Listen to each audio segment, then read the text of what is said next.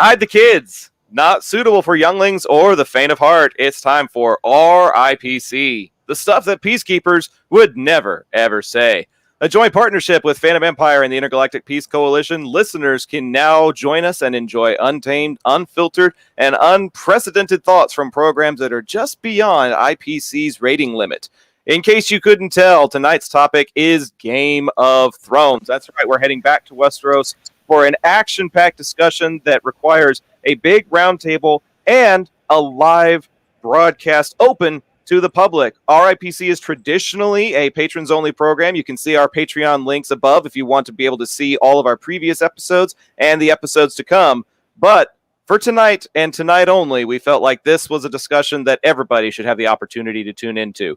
Hello, everyone. I'm Zach from the Intergalactic Peace Coalition. I'm joined by some guys from the Fandom Empire crew like Sean, Tommy B, and Kieran, and an RIPC patron, Jesse, up there in the corner. Guys, thanks so much for being a part of tonight's epicness. That's the only word I can really use to describe it. The last time we talked about this program was on a podcast of ours called Call the Banners, and it's been a hot minute, Sean, since I've gotten the chance to go back to Westeros with you guys. I'm excited. I have not watched the show since. Oh, we got some feedback going on. Have not watched the show since. It's not a matter of not wanting to.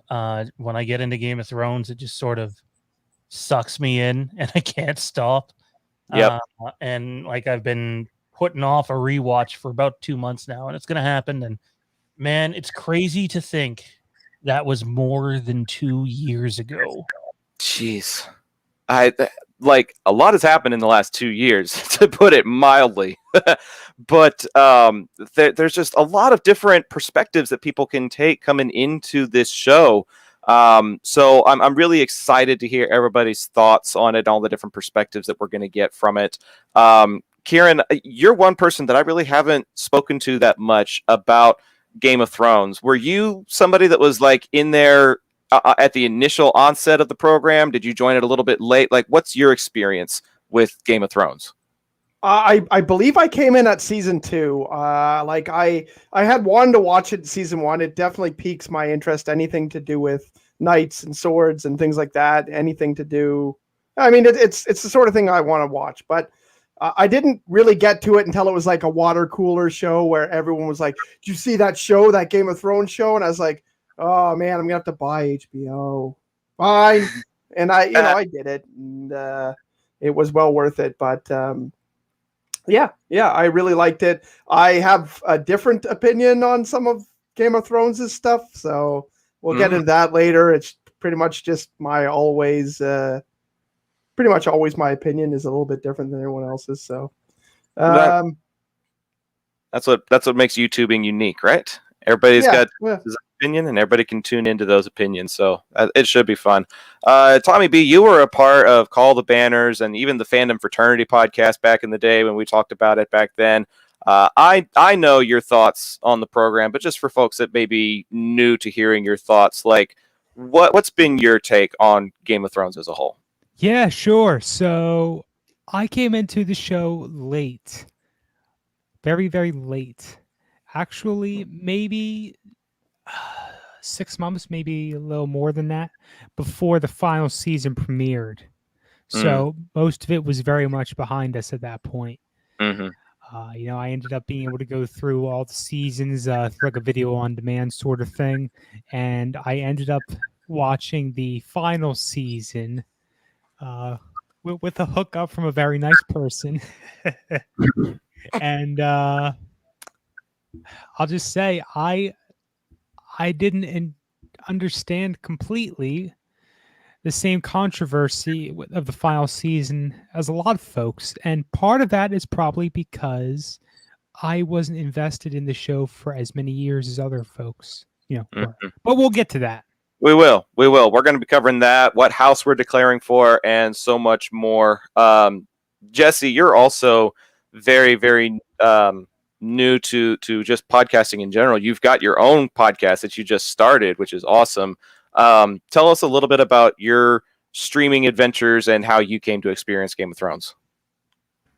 So I don't remember exactly when I first started Game of Thrones. I want to say it was probably somewhere around season 2 is whenever I got hooked.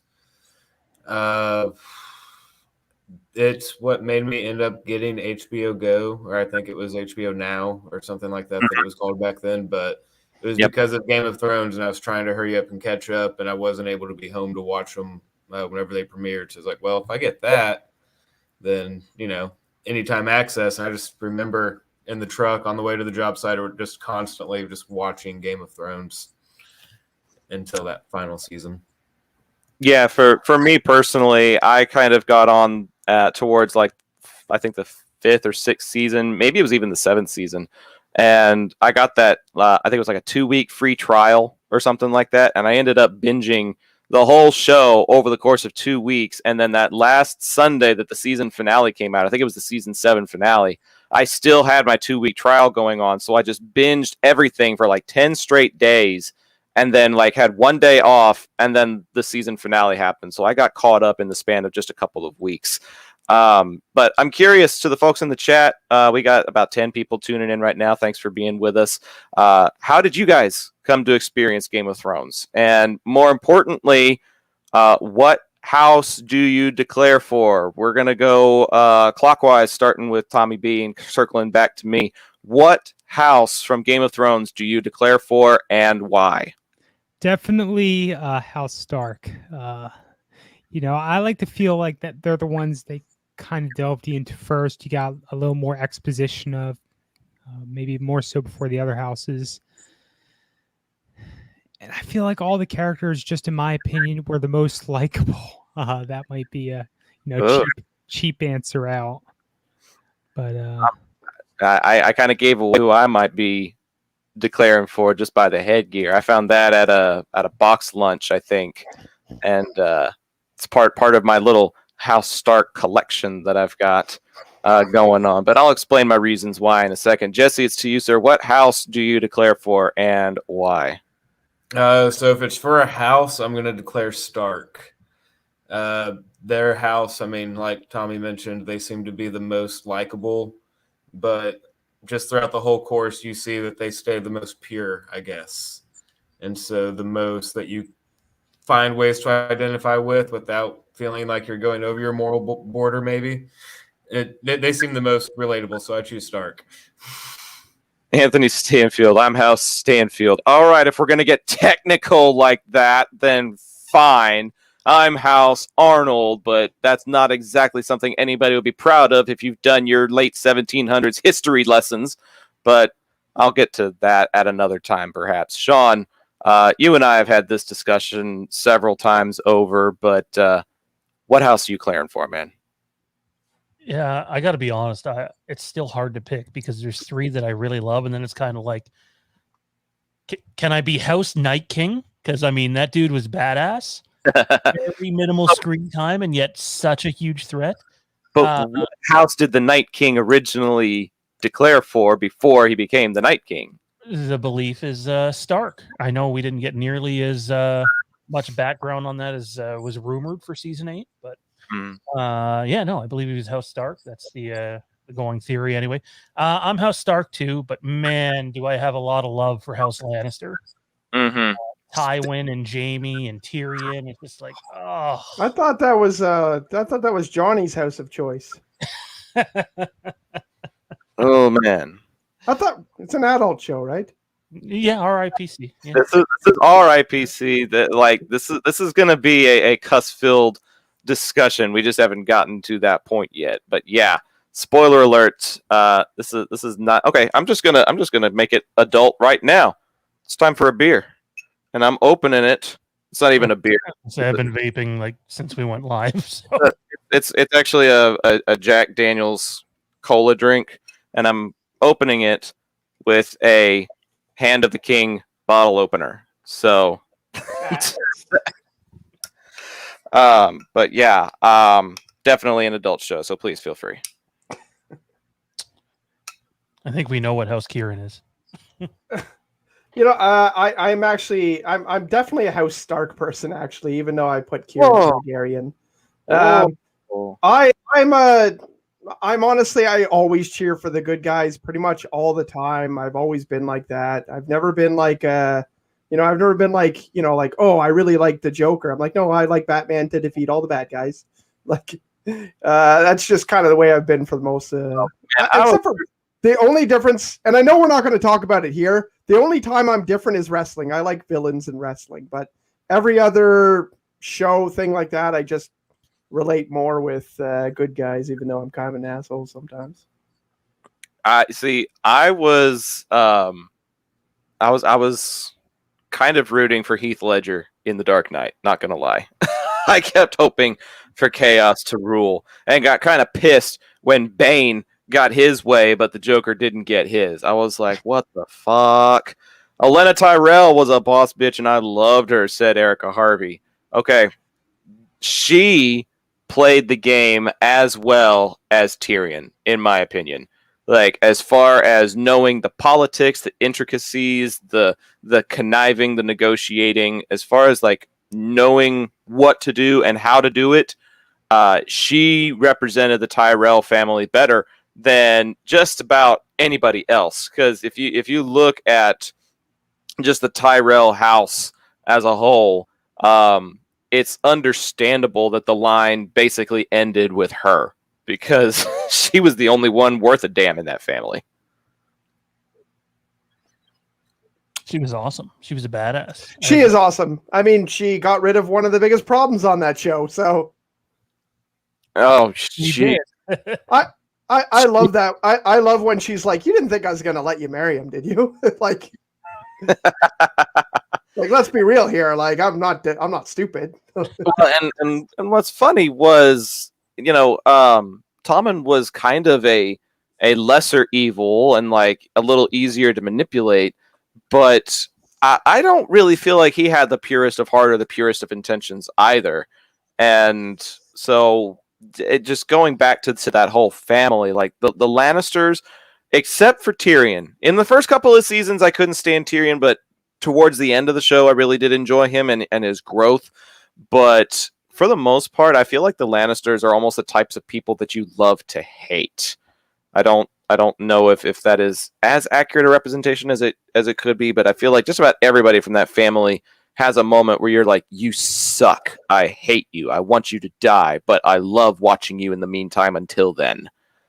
I feel like they're all self-serving people. Like, even Tyrion is awesome and seems to do some things that are good, but I feel like it's a big fuck you to his family. I don't think he's like, I really want the kingdom to do well. He's always like, I want to play the game. I want to outsmart people. I want people to think I'm smart. And I want to fuck over my family, other than Jaime, who he still loved. But everyone else, he was like, fuck you guys now. So, what? I said, you mean fuck my family? Right? I mean, isn't that how? Yeah, he kind of did that too. Like, they kind of all did that shit, didn't they?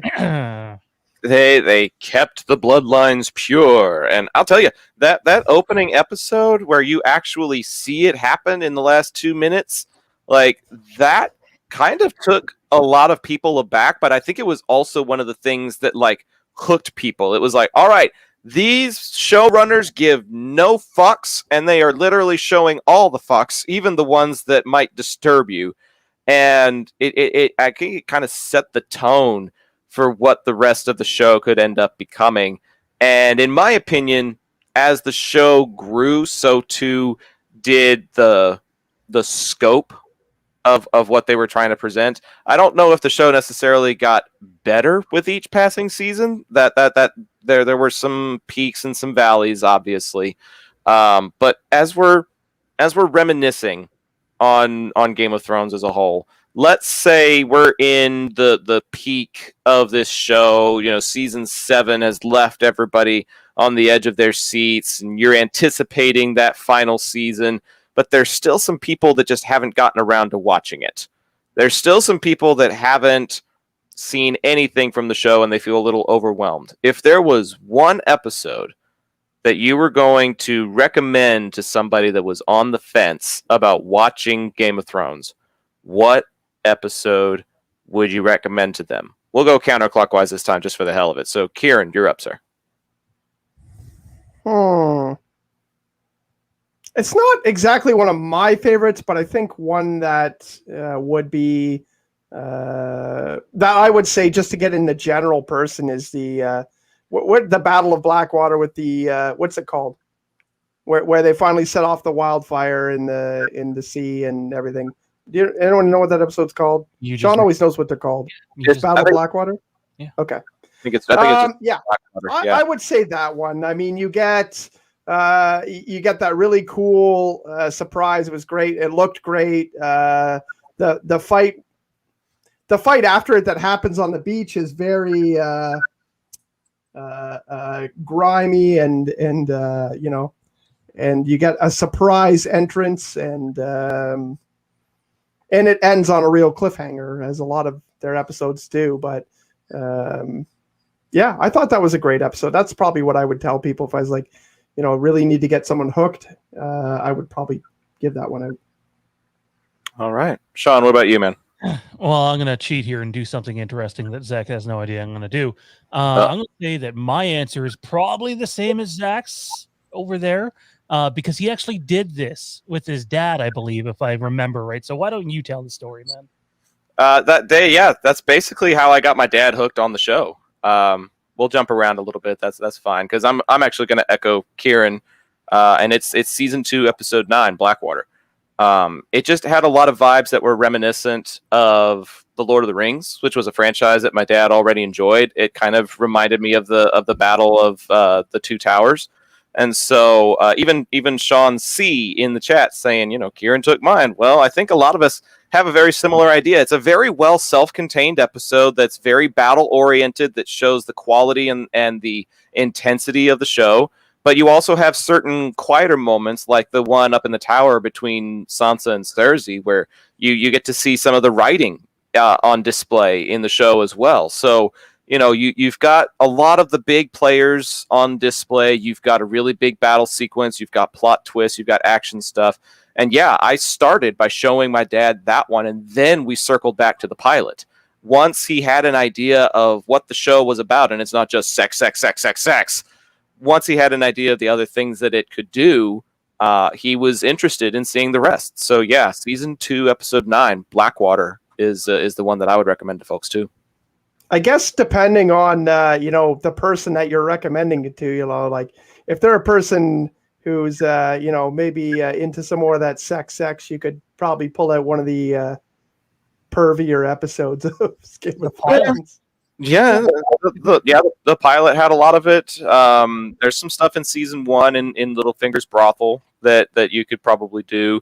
Some stuff once the Martell family kind of enters the scene. You have a couple opportunities there. But yeah, so I'm sensing a little bit of a trend here. Jesse, are you going to buck the trend, or are you going with the crowd? I'm going to break the trend. All right. I don't have a specific episode, but I'm going to choose from the arc line with anything with Arya and the God of Many Faces, or however they cover anything from that arc that covers her. Okay. I feel like it's something that would really kind of grab someone and kind of pique their interest enough to want to go back. And then they're going to have to watch Arya's story because that's what they're interested in. And that's what got me hooked in the beginning, was seeing her journey. So, okay, that's going to bring up an interesting question that we'll probably do next after Tommy B, is maybe just talk about, was there a particular character that we got, invested in? Because as we well know from this show, it is well fucking established you are not supposed to get emotionally attached to anyone in this goddamn show, because the moment you do, they're fucking gone. But we'll get to that in a second. Tommy B, what would be the one episode that you recommended to somebody? So I had to go and look it up, do some Google, and figure out what was what. I'm pretty sure an episode that I would pick would be season 7 episode, I think it was 8, Beyond the Wall, which is when you see Danny and Episode John. 6. Yeah. Thank you. Thank you, Encyclopedia.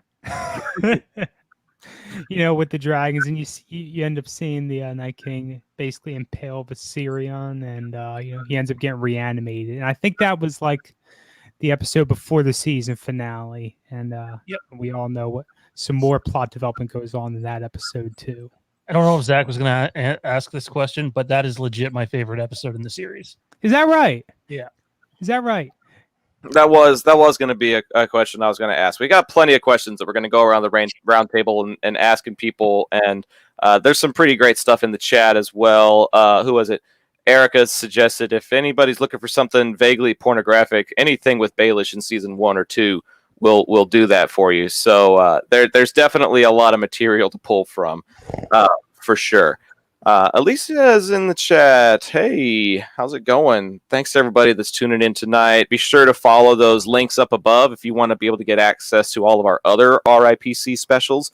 They happen about once a month, but this monthly special is super special, which is why we've got it public and with a big roundtable like this. But yeah, we're gonna do favorite episode after we do like favorite character, and I'll lead off for this one because I get really butthurt about this. I didn't read any of the books. I didn't really know what to expect, but when I saw what a man of honor Ned Stark was, I just somehow instantly gravitated to him. It wasn't even the Stark family. Like, his wife was kind of a bitch to me in the first season. I didn't really care for her, and I thought Bran actually got what he deserved for disobeying his parents. Like, I was like, you little turd. This serves you fucking right. But there was just something about Ned and the way that he tried to navigate a chaotic world with honor and was willing to die with dignity and preserving that honor that really stood out to me. And for a while, I really kind of was just sad and lamenting his loss, and then started gravitating to his son, who became the king in the North. And then guess what? Because I didn't read and because I didn't know what was happening, the fucking Red Wedding ruined it all for me again. So I just had a lot of really bad experiences gravitating to any particular characters, because after the Red Wedding, I was like just flipping tables and shit. I was like, all right, fuck this. I'm just going to watch the show for what it is. I'm not going to get attached to any characters anymore. Just fucking kill everybody. Just have a big-ass apocalypse at the end of the show for all I fucking care. But, yeah, I tried to get attached to members of the Stark family, and then I learned my fucking lesson. So, I don't really care who goes next. Who's got a character that they really want to talk about, that they gravitate to? I got one. I could just jump in with Sure. really By all means. I can say without lying that the character that I got pretty attached with season 1, episode 1 was Jon Snow. Liar. And honestly, the way that episode was flowing, I legitimately thought he was going to go off screen and we weren't going to see him again for a few seasons. That's not what happened. We end up getting some pretty interesting character development, some pretty interesting twists and turns. You see him take these vows, forsake them, become, super leader, get betrayed, so on and so forth. And then there's that ultimate plot development for his character, or that ultimate twist for his character. I will say that the Game of Thrones, commonality of going ahead, just Okay, you like this character? Fucking dead. This one dead. Yes, that did get me a couple times. More than a couple over here. The death pool for the final season. But honestly, though, as for Jon Snow, it just never hit me with my favorite character. So I think well, he did die. You came pretty damn close in that season finale where the Night's Watch gets to him. Have y'all heard the story about the time Kit Harington nearly got arrested? He was like doing excessive speeding, and the cop in London was like ready to give him a ticket, ready to book him even because of how fast he was going, and then he realized that it was Kit Harington, and he's like, all right, we can do this two ways. I can take you into the station and I can book you like any other person, or you can tell me if Jon Snow's alive. And like Kit said that he was like legit thinking at the wheel for a minute, like thinking, looking, and then he finally looks up and he goes, I'm alive. And the cop says, on your way, Lord Commander. That's awesome. One of my favorite stories from that show. Oh gosh, that's so good. That's fantastic. I'm Team Jorah. Jorah is such a compelling character through the entire series. Yep. Finally bites the dust in the final season, but Jorah just, for me, he's almost like the Obi-Wan Kenobi of this show. Obviously not at the beginning because, he's going against Daenerys secretly. But, Team Jorah, and then my follow-ups would probably be Jaime, because I think he has the best character arc in the show. And then Drogon, actually. Yes, a dragon, a CGI creature. I thought Drogon was just absolutely amazing. Gets all the big emotional moments, season 5, season 6, season 7, and then again at the end of season 8. Like, he owns the back half of that show. Erica says Tyrion was my favorite. Kara says Jorah was the most redeemable character. The problem was Jorah. I don't feel like Jorah had all that much to redeem. Maybe I'm misremembering, but he was just a man looking for somebody that was worth his service. He started out with Viserys and then to Daenerys, but maybe it's just I just need to go back. He got exiled because he was selling slaves, and Ned exiled him. Yep. I don't see the problem with punishing people that are trespassing on your land. Yeah, no, that's true. But so that happened, but then he was spying on Daenerys as well, which he's a killer at Robert's command. But then he ended up, following her. I don't think the character, I didn't hate the character. I don't think most people are like, that damn slave seller. Like when people are fucking raping and killing each other, you're not like, that damn slave guy. There's way bigger fish to be pissed at. So I don't think anyone was really thought he was a villain, but to be pissed. He definitely, he's not Ned Stark. If there's the Ned Stark, and then I don't know who would be the most evil character. If there's the scale, then he's still not quite Ned Stark. Good. Let's toss it over to Jesse. I feel like we're drowning him out a little bit here, dude. I'm just having trouble keeping up with all the different points everyone's making and trying to think for myself. Trying to think out of the list of all the characters and. There's plenty to choose from, but you mentioned Arya. Tell us a little bit about what it was about Arya's story that you gravitated towards. Initially it was just the difference of they're going to show the storyline of I don't want to be a lady, I want to be a lord. I think that's the line that she has with her father in King's Landing. But so did they just start showing? Hey, we're going to show. Yeah, at this time and age, it's not the way of the world, but I'm going to do my best. So in a way, it makes me appreciate Ned even more because he's like, I'm going to do my best for you to learn sword fighting and all this. I'll do my best to help you. It might not happen, and then the events unfold. and she gets her wish in a not so subtle way that she wanted. Mm-hmm. But not my favorite character. For me, my favorite's probably actually going to be Sam, I believe.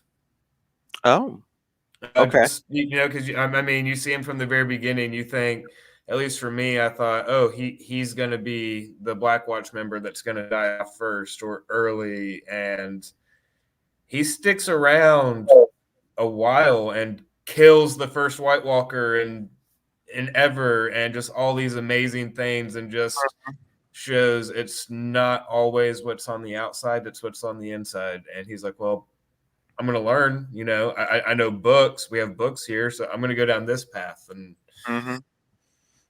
just somebody that gives you the opportunity to appreciate the academics side of things. There is a place in this world for learners and healers, and he kills the first White Walker. He cures Jorah of his incurable disease. He advocates for Jon to become the Lord Commander when it's time for elections. So he turns out to be a well-spoken individual. But there was just a lot about Sam Tarly that reminded me, honestly, of Samwise Gamgee from Lord of the Rings. Like that lovable character that latches on to the main character, but by the end of the storyline has his own personality that people gravitate to. Just some fantastic character development for sure. I guess that'll bring us Slave Seller. Where are these memes coming from? What the fuck? How are y'all coming up with this shit so quickly? I didn't get to talk about my favorite character. Oh, you're right, Kieran. I apologize. That's all right. I already spoke a bunch, so I got ahead of myself. I apologize. I'm bad at being part of 5-6 people podcasts. I'm bad at navigating. I talk a lot. I'm literally looking at the other 4 of you, and I'm like, check. All right, moving on. Oh, fuck, Kieran. Okay. Sorry, dude. I definitely fell into the same Stark pit as most people. Like, dead. Yeah. But the character that I love the most in the entire show is Sandor Clegane, the Hound. He's my favorite character. Every scene that he's in, I love. I do really like his arc. I mean, he's not a good guy. He does do some good things. He saves Sansa when he really could have just left her. Like, it's not just a thing where he could have did it for the king or whatever, but he really didn't have to. He went out of his way to go back and save Sansa from being raped. I feel uncomfortable with how much I have to say rape on this show. I guess it's Game of Thrones, but it's an uncomfortable word. Non-consensual sex. Just drag it out. We'll go with that.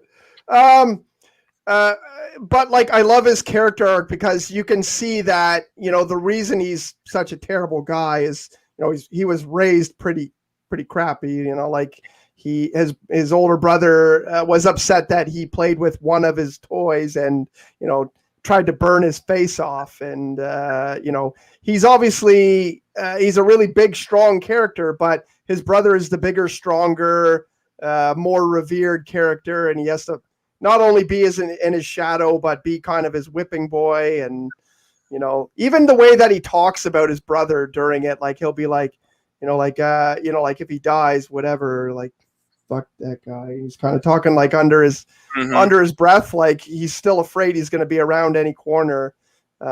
He also has the arc about him being afraid of fire and meeting the knights who revere the fire, and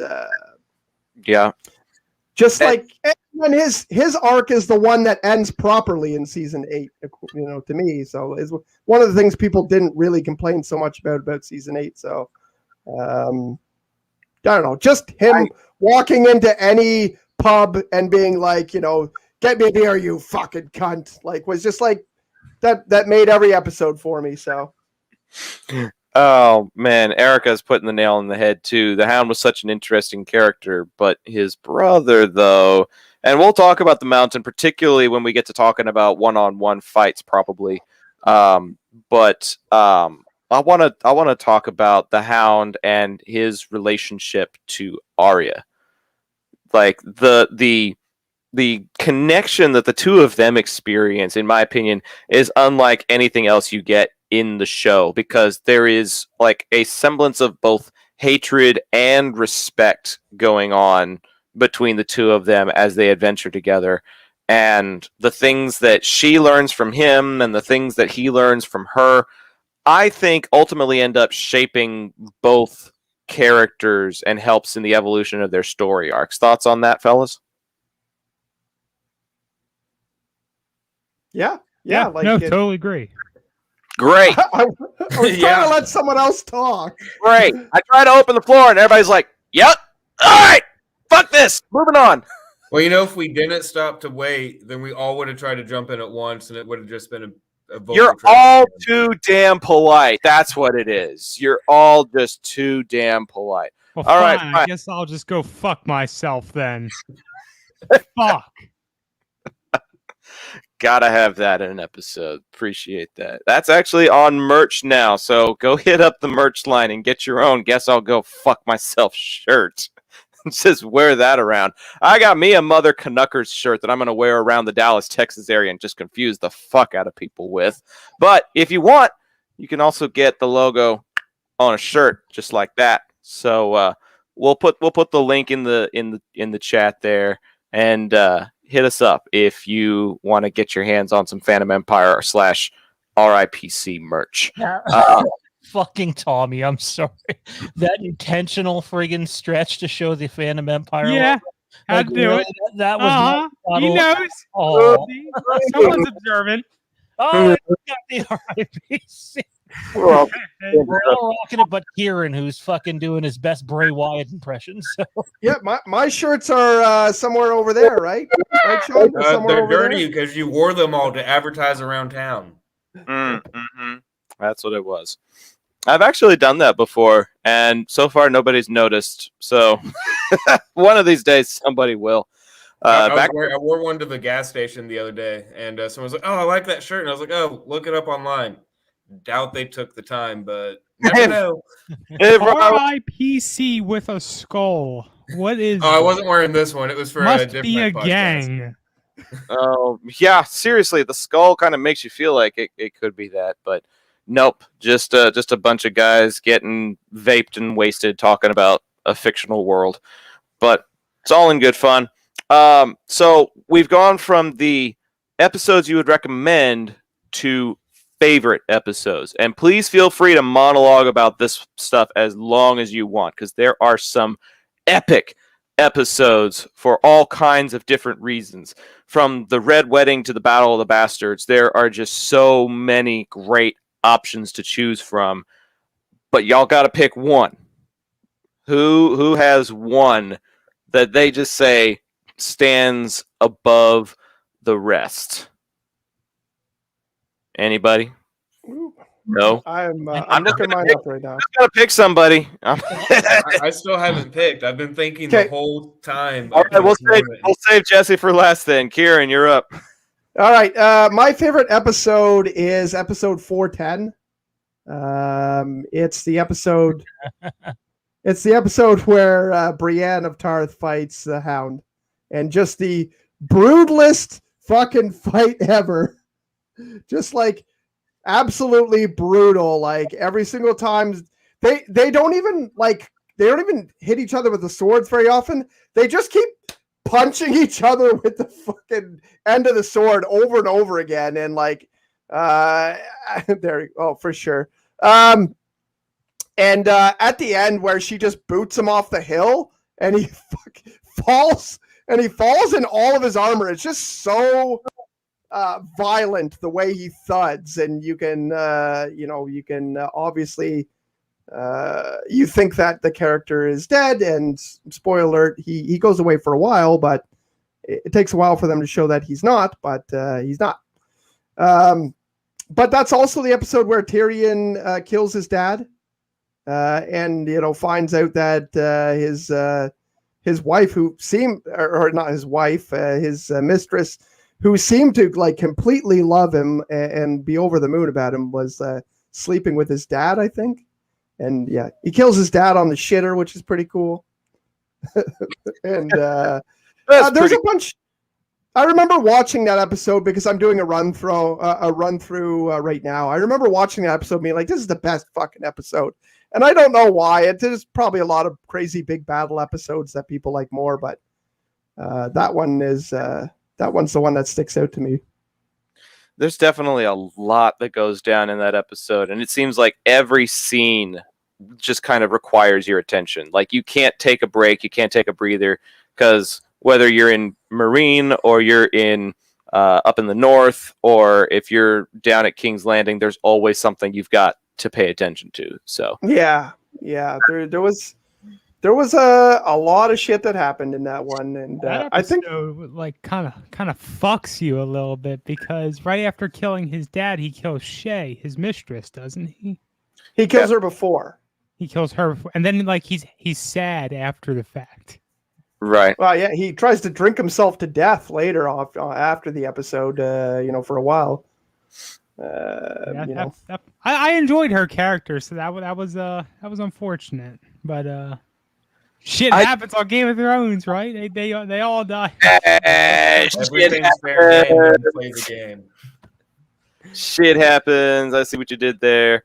Oh man, that's still. Oh, I didn't even think about that. Oh, I can't take credit for that. I can't take credit for that. Oh, that's pretty. You're good, supposed to just pretend. No, I don't do shit like that. Hey, shit! There we go.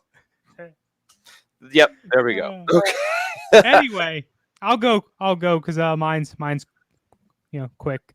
I'm cheating. Same one I just said a few moments ago. Beyond the Wall with I think that the actual technical term for the battle was the frozen lake. Honestly, I stay behind the fact of that episode has some of my favorite sequences from the whole series. The undead bear. Yeah. Oh man, that was some good shit. Mm-hmm. Oh man, did you like see On the Wall? Yeah, it's mine too. So why don't we just back and forth this here a little bit? Yeah, by all Why don't means. you get some diversity in here, you pieces of shit? Fuck off. The exposition, which some people don't like, but in that episode with all the different parties coming together is just badass. The exchange that John and Jorah have while talking about his dad and talking about the sword. Longclaw, I believe it was called. Just beautiful. And then you get badass action scenes too, and epical score moments like when Drogon and Daenerys come in, and it's just like, in terms of getting hit emotionally by music in Game of Thrones, it's probably that or the Night King during the Long Night episode that hit me the most. Yeah, no, totally. You and I, when we've talked about Game of Thrones collectively, we often reference how this series, maybe more so than any other series out there to date, really knits together something very special from start to finish, with all the different factions on all different freaking sides of the world and shit eventually coming together. Sometimes with the interactions in some ways or another. And this is really one of those times where we have some of these parties here coming together for a pivotal moment for the whole collective story. It's a long game that they're playing, and I think that's what's beautiful. Is Daenerys spends seasons at a time across the Narrow Sea. She seems so far away from the politics of Westeros. It's almost like you're watching two different series going on. And then you just watch her continue to grow in maturity and power and influence as the influence over her dragons continues to grow. Like, you just see so much from her that she's able to transfer into Westeros. And then, like you said, it's almost like an Avengers type of thing where you're taking all of these different storylines, stuff from Beyond the Wall, stuff from Winterfell, stuff from Essos, stuff from King's Landing. Everybody is finally coming together for like this common goal. And it really helps you understand the gravity of the situation, that this is a threat that all of the warring factions have to take seriously if they want to survive. So it's a great episode. Yeah. Can we talk about how dumb it is that they named a dragon Drogon? Like, is that fucking lazy or what? Drogon the Dragon. Like in a series with really awesome names and really creative stuff, even, the Starks have regular names, but Drogon the Dragon. One of the Targaryens, like he's named after Khal Drogo. Yeah. Oh, that's what it was. Drogo. Okay. Yeah, that's what I thought. And honestly, Khal Drogo was also one of my favorite characters. I'm sure he was everyone's. I wish we could have gotten a little more Jason Momoa. The pet names that they gave for each other was the stuff that got to me, because there was that episode where the attempted assassination happened and Drogo like runs through the tent right over to Daenerys and he's like, "Moon of my life, are you hurt?" Like, he doesn't care about anything. He just actually has like a super vulnerable moment where like she is his only priority. And for someone who was like a super tough warrior to have a vulnerable moment like that, like that actually really resonated with me, and I respected the hell out of that. Erica's got a really good question in the chat that we should probably touch on over the course of this discussion as well, but we haven't gotten to everybody's answer on this favorite episode yet. We've still got Jesse, I believe, is the next man up, isn't he? So I can actually answer Erica's question with this answer as well. My favorite episode is the episode where Littlefinger finally gets killed. Okay. He was my most hated character because he was playing the game so well. It seemed there were certain seasons where you didn't know if you wanted to root for him or not because you couldn't tell whose team he was on. And it turns out he's on his own team the whole time. So respect him for that, but at the same time, hate his guts because he didn't care for anyone but himself. Season 7, episode 7, I believe. I think that's it. And then finally, just like whenever he loses, he thinks he's about to win. He thinks he's about to move into check. And then the Queen's Defense or whatever you want to call it, Sansa and her sister, just like, nope, family's thicker than whatever you can say, and just completely play his own game against him. It's Family. Beautiful, the cinematography to everything in that episode for that little sequence. Oh man, you were saying family is thicker than, and then kind of trailed off, and I just kept thinking. I forgot that we were discussing Game of Thrones for a second, and the Lannisters. I didn't want to tread too much into that territory. Jamie thought his sister was pretty thick. I mean, I'm just also thinking like he tried to go after 3 different Stark women, or Tully women / Stark women over the course of the show, and I'm just like, yeah, blood's definitely thicker than whatever you've got between your legs, buddy. Sorry. I also hate Littlefinger because it is the one acting performance that I hate in Game of Thrones. It's the one acting performance I can't stand. Is Littlefinger constantly fucking whispering? He never changes his tone. It sounds like he's just kind of like overacting being a spy, but like I can't stand it. And Sean loves Hayden Christensen, so his opinion doesn't count. Oh boy. And now things are about to get heated. Are you out of your fucking mind? I have been accused of such before. Actually, with you on a lot of Game of Thrones takes. Like, I think we have the same take on season 8 that's going to come up. But I can't believe that you don't think he was a good actor. I think he's terrible. God. And I've seen him in a couple other shows since, and like he's the same. It's the same thing. He's just always talking in the same tone. He's always whispering. It's all the same. Like nobody talks in the same tone of voice all the time for everything. Nobody ever I've never met anyone who does that for everything. Yeah, you know what? You've convinced me. You're right. But they should have casted someone good like Hayden Christensen. Oh man. Awkward. Don't know if that got we could get into that. I'm not going to answer that because that'll just turn into a half hour of me being like, shattered glass sucks. And he's like, what about Life as a House? That sucks. Blah, blah, blah. Have you ever seen all of his movies? They're all terrible. So whatever. I've seen Shattered Glass. I watched it in my intro to journalism course a couple of years ago. I rather enjoyed it. It's got a great cast other than the one guy. I thought it was the story that did it for me, and it's the storytelling of Littlefinger's character that I think I personally enjoy.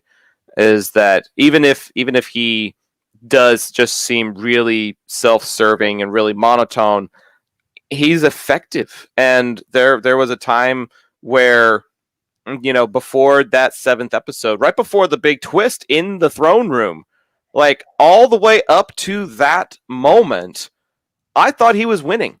I was like, he is making all of the checks and balances. He is getting all of the right political influence. He is raising up the right armies and whispering in the right ears.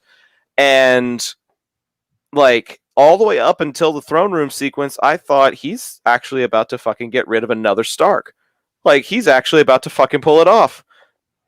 And then that moment where she's like, how do you plead, Lord Baelish? I was like, what? Like I legit leaned forward in my seat and like in surprise, like genuine surprise that was the route that they took. Because like season 7, in my opinion, was like kind of a CGI fuckfest, but that moment was actually really, really well written. And I appreciated that they were trying to include like really. Did we lose Zach? He's still here, but we lost his audio. We lost your audio, Zach. It says you're muted. Still says you're muted. How's that? You sound weird in a different Sound room. different. Stand by. I'm not going to do that. I'm just going to sit. Okay, sit by. Fuck you, Tommy. All right, there you go. You're back. Yeah, I put my water bottle down and it made my USB come unplugged. So that's literally all me. I fucked myself on that one. Oh man. Anyways, did you see the chat, Kieran? Yeah, Okay. I just to clarify, I just replied.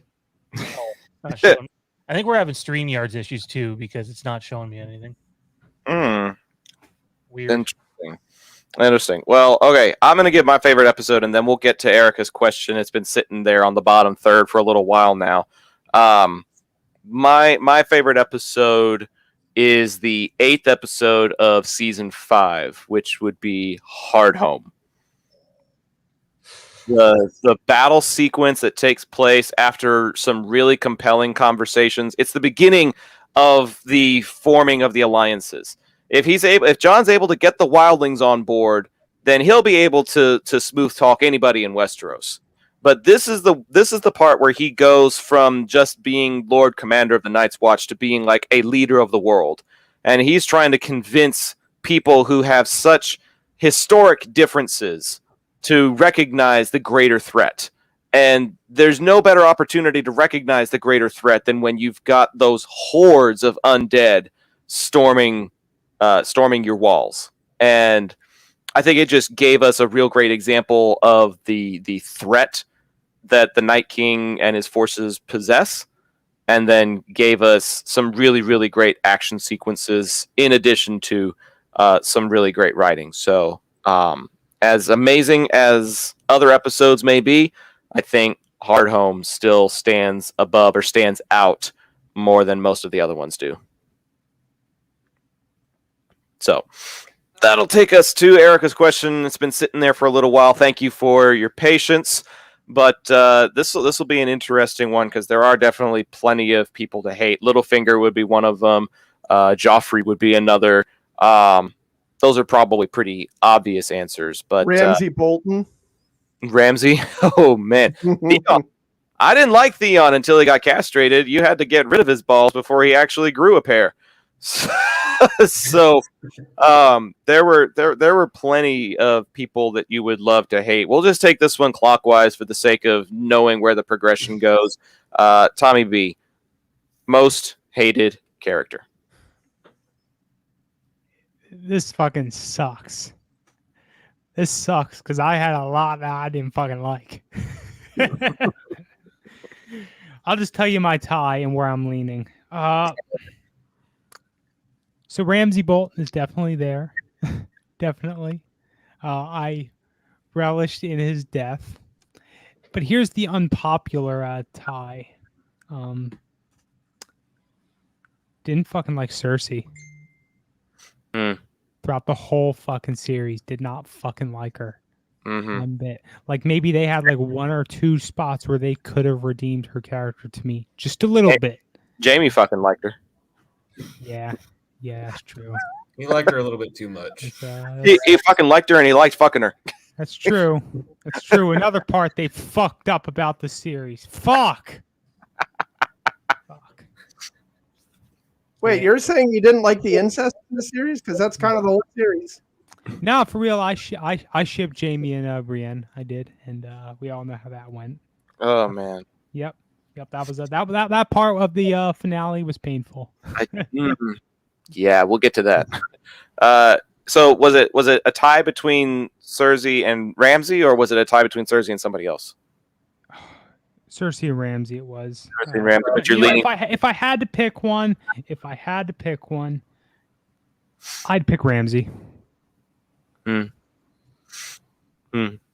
All right, Jesse, to you, sir. I'm gonna stick with what I said earlier and go with Littlefinger. Stick with Littlefinger.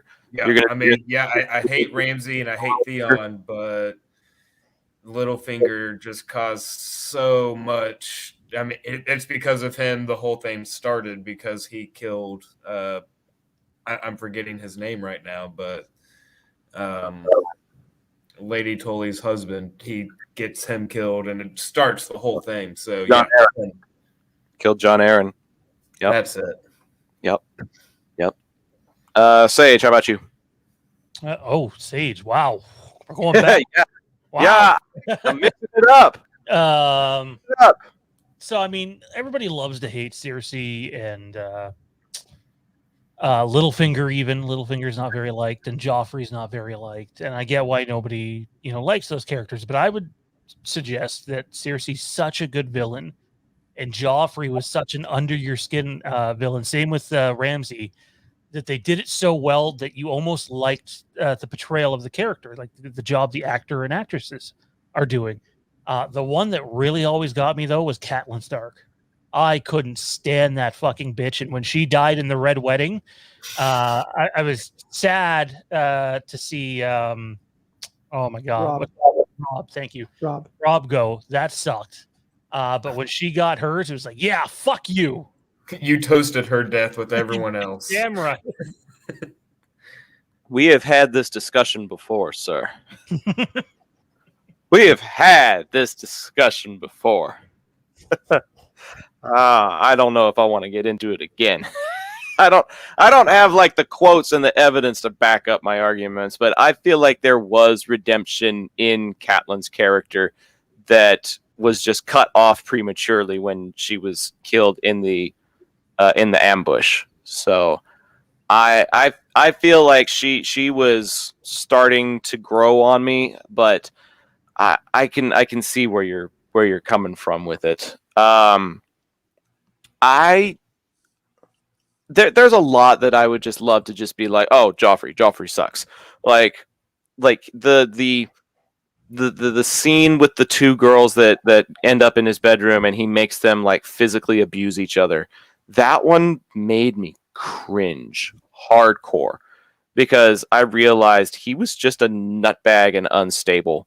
Like he needed to be dealt with, because if you had him ruling the Seven Kingdoms, he would either run it into the ground or kill everybody. Ooh. See, I'm allergic to his bullshit.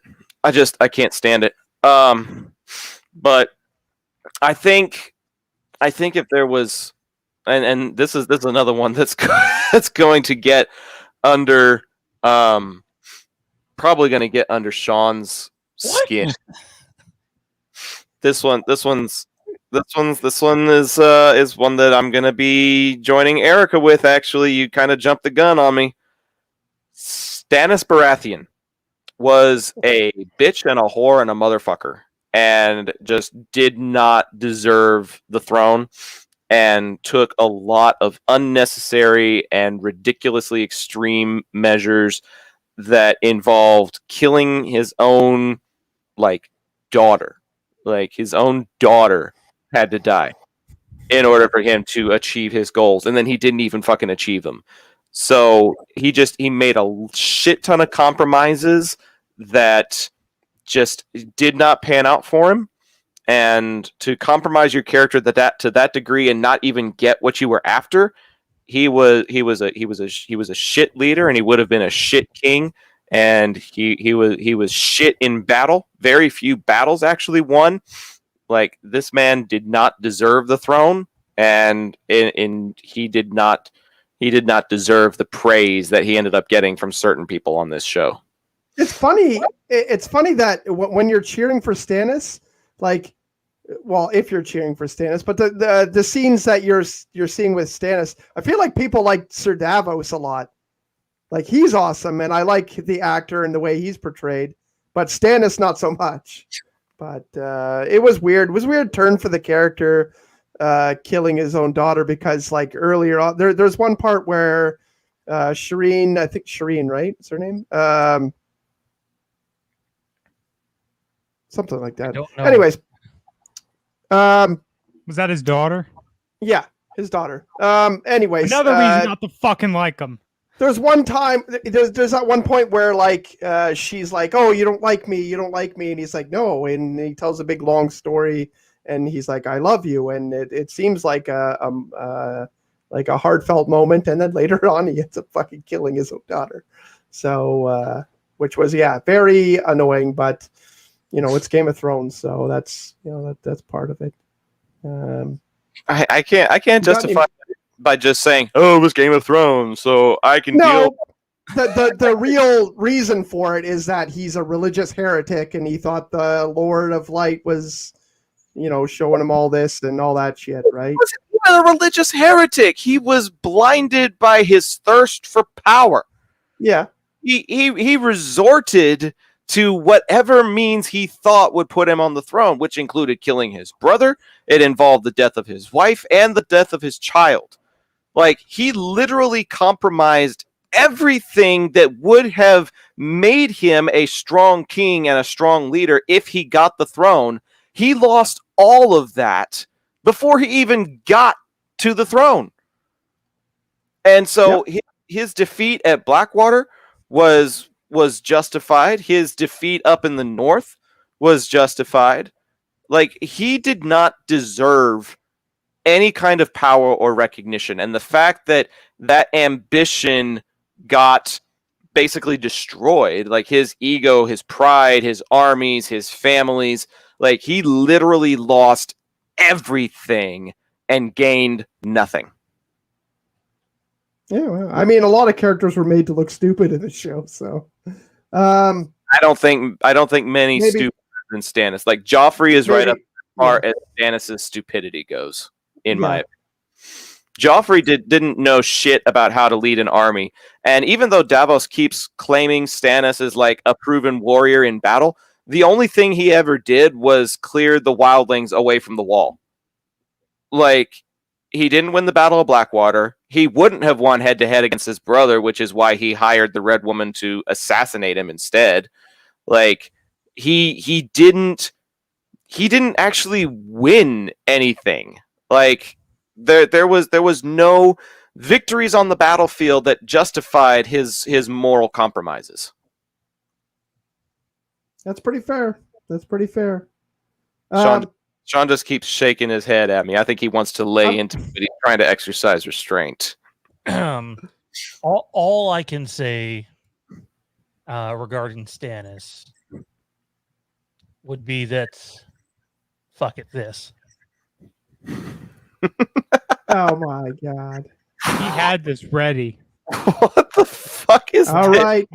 I can't believe you had this fucking ready. Did you get this ready just now, or did you have this waiting? He stalled. He went and he stalled and went and fucking made this just to put it up in our faces. Well, I can tell you, I wouldn't want to be one of Sean's kids then, because they're Now it's They're on the being really- internet. It's there they're for being fucking mad, and ever. then he just fucking Hey. burns them. Jade, watch out, hon. If he ever has a chance to rule Canada, you and your kids are going first. Fuck it. I might be Sean, if you have a chance to rule Canada, you got my address to send my visa, right? I will say this. I thought the daughter thing obviously was way crossing the line, and I didn't think that was a line that the character that we grew to knew would cross. I thought that would be the line where he's like, no, where he fuck would this. turn, Yeah. where he would turn back. And I I'm hope curious it was. to see. I honestly hope that it was, and then it didn't turn out that way. Like that would have made him a redeeming character for me, is to know that he actually had a line. But like, he literally told his followers to change religions so that they could achieve victory in battle. Like that's just so far over the line. Like I'm a practicing Christian, and I can't see myself like going to Buddhism or something just so that I can have these other that would make me a viral podcaster. Like that would get me my dream job. Like I don't see how the correlation results in a causation. I don't. Just ask me and Tommy. It gives you magical powers. Being a Buddhist. Oh, I'm not gonna go too far down that rabbit There hole. ain't shit magical about me. I'm friggin' still on a friggin' podcast with 4 other friggin' people talking about Game of Thrones right now and characters we love and hate most. And this motherfucker with his team Stannis. What happens when your producer is doing shit like that? Hashtag pimp Stannis. Yeah. You get pictures like that on there. Oh man. Okay. Are we at favorite battle then? Yes, Kieran. What are we to? Did I forget you again? Yes. What did I forget? Twice. I did. Character to hate? Yeah, Yes. you need to change that to Kieran. I'm just gonna retire from hosting. Like I've done this to you twice now, and like I'm just gonna go fuck myself. See y'all later. It's hard to host a 5-person show. Uh. It's you know what? It's hard. 5 people is hard, and 1 person is hard when you're doing a show by yourself. Yeah. Just like that. This episode just became rated X. Hi, I'm back. Okay. What? All right. I'm just gonna pretend that That didn't was happen. quick. For It's fuck's been a while. sakes. Shut up. My most hated character. I'm with Sean on this one, where like, all the characters that are really hated, the Joffreys, the Ramsays, the Cerseys, like they were so bad you wanted them to die, but that's what made the show good. It has to have good villains. That has to have villains you're like, I really love to fucking hate this character. But there was a character in an arc. I mean, it's not the character. This is actually an actor I really like in many other things. And he was good in the show. But the High Sparrow arc and everything to do with it threw the show off so much for me. Like, I had enough of any scene that had anything to do with it. I have no idea. And I know there's got to be an explanation for this. But I have no idea why Tommen's not just like, hey, Gold Knight guys, just go fuck up those guys whose whole armor is 2 chains. Like, just go fucking get my wife and my mom out of jail now. Like, I have no idea. Like, and the explanation is what? He's depressed and in his room. Like, you're the fucking king. Like, just be like, hey, this guy who just showed up here last week with his new fucking bullshit religion, like, just go kill him and go get my mom out of jail. And it took so long. And the only good thing that came out of it was the walk of shame, which was like a really interesting moment in the show that, you know, it's something that a lot of people talk about. Titties. But not even for the fact that, you know, we got to see some nudity, but no, just that part was pretty cool. But the rest of it was, yeah, just annoying. And every time they went to it, I was like, fuck, can't we just see what Jon Snow's doing or something? It really threw me off. But like I said, Jonathan Pryce or something like is his name. He did a really great job, and he's a great actor. So it's not the same as, like I was saying about Littlefinger. It just throws off the whole story. Well, and it threw me off when I found out that he played Elizabeth's father in Pirates of the Caribbean. Yeah. Like, when I found that out, I was like, what? That's Mr. Swan? No way! Did you know that Joffrey was Commissioner Gordon's son in Batman Begins? Or Batman Begins, or is it the other one? No, he's not. I believe that was in the first one. Yeah, he's not Gordon's son. He's the kid that Batman throws the weapon to when he's done. Oh, yeah. The telescope too. Yeah. I'm gonna have to go back and watch Batman. No, I think that isn't the that kid the that's same like kid? getting bullied or whatever, and he's like, none of the other kids at school believe this, and he's like, show him this, and he throws him the little bat gadget. Like, wow. I'm a big Batman fan, so I was like, I know the scene you're talking about. Show him this thing. It looks around corners. That's actually pretty cool. I'm gonna have to go back and watch that movie now. I've been waiting for a reason. I got the trilogy in a contest here on Fandom Empire, and I haven't actually gone and watched the fucking trilogy now. gotta go back and do that. Okay, now we can get to a favorite battle, and let's condense this into one question. Favorite battle, and then we'll do like favorite one-on-one fight. So if you've got those lined up, just list them back to back, if that makes sense, because we're already like well over an hour, and we've still got the final season to talk about and the spin-offs that are in the works before this show ends. So Kieran, I've been neglecting you all night. I'm going to start with you so I don't forget. That's not neglect. He just doesn't want to jump you in the end again. Whatever. Thanks for throwing me under the bus, Jesse. Appreciate it. Feeling the love tonight. Love you. Favorite battle, and then favorite one-on-one fight. I really like the battle at the wall. I love the giants. I love when he sends the 5 guys down to the tunnel to defend against the giant smashing through. I love when they have the giant scythe thing that goes like kind of scrapes everybody off the wall. And I just like the whole idea that there were so many people trying to get in the wildlings, and there was like 500 men there or something like that. Like was it 500? Was it 1,000 at that point? I don't know, but it was like 100,000 versus 1,000. And it was crazy to think that, if they got in there, like, fuck, they're fucked if we get in there. And then they had to fight Tormund and his guys from the other side. And that's also the battle where Jon Snow almost got killed by Ygritte. And who killed her again? Was it? Wait. Who shot her again? It wasn't Ollie, was it? Was it the kid? I don't remember. It was the kid, yeah. Yeah, it was the kid. Anyways. Yeah, it was Ollie. Yeah. Yeah, that makes sense. So like that happened, and that was really cool, and it was kind of a touching moment at the point at 2, and ended an arc that was really cool, or that I liked.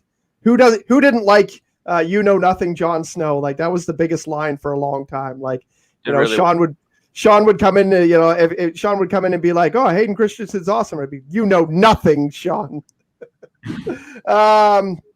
I used that line on people for a long time. But anyways, that was my favorite battle. My favorite one-on-one fight is either the one I mentioned already. Brienne and the Hound. Yeah, but I think my favorite is actually the Viper in the Mountain from the episode Viper in the Mountain. Because I'm a really big fan of fight choreography. I always I don't just like a fight because it's a fight between two characters I like. I like to analyze the fight and be like, does this make sense? Do these things make sense? And is the fighting actually good, or is it just two characters I like fighting and the one I wanted to win won, or there was a cool part at the end. But the fighting is actually really well done and really awesome, and it obviously had a big surprise at the end. So because it looked like Oberyn was going to quite easily defeat the Mountain, and then he got his fucking eyes gouged out. He got cocky. He got cocky. He should have finished the job and then celebrated over his corpse. But I digress. Sean, how about you? Well, I'm not gonna lie here, fellas. I think that I'm gonna answer in a meme. Oh, fuck! And I think it fits. Too much time. It fits this. Our episode. monologues are stalling, and he keeps creating these fucking images.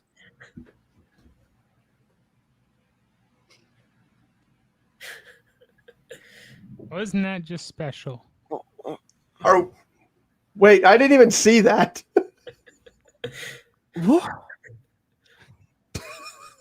It's definitely something. That's the worst made meme I've ever seen, Sean. Be nice. Be nice. Why is my head over the other person's head? Is that supposed to be my head? Or it's because am I just watching over his shoulder I'm the Mountain and you're Oberyn, and I'm killing you because I keep forgetting to mention you on the show. But why is my head on my other head? Like, dude, that's not even top 100 memes I've ever seen in my life. Like, I know you threw it together, but god damn. That's top 3 cringiest bad memes that I've ever seen. Hey, that's something. That's something, right? I'll take it. It's a top something. Yes, Jade, Zach is the Mountain in this scenario. Thank you for clarifying. I mean, hey, I've never been called a Mountain before, so I'll take it, I guess. I don't fucking know. So I take it the Viper in the Mountain is your favorite 1v1. Is there a particular overall battle that you lean towards? I feel like we've talked about this on Call the Banners before, but we can reiterate. Yeah, I said it already. The battle at the wall. The battle at the wall. I'm talking to Sean now because he posted he posted his answer in a meme, and the meme was the Mountain. But now I'm curious. I forgot. I tried to not pay attention to that. Yeah, try to forget it. Right, short-term memory loss. Yeah. My favorite one is actually season 1. It's Ned and Jamie, and it gets interrupted, and I think it's very telling of where both people are. But it also shows a little bit of Jamie's, honor, or lack thereof. I think he's on. He could have killed Ned there, and he didn't. He ended up punching out the other guy. But he called for reinforcements. He didn't take Ned on himself. And I think that harkens back to one of the first 2 episodes where the 2 of them are talking, and he's like, I don't fight in tournaments because when I fight a man for real, I don't want him to know what I can do.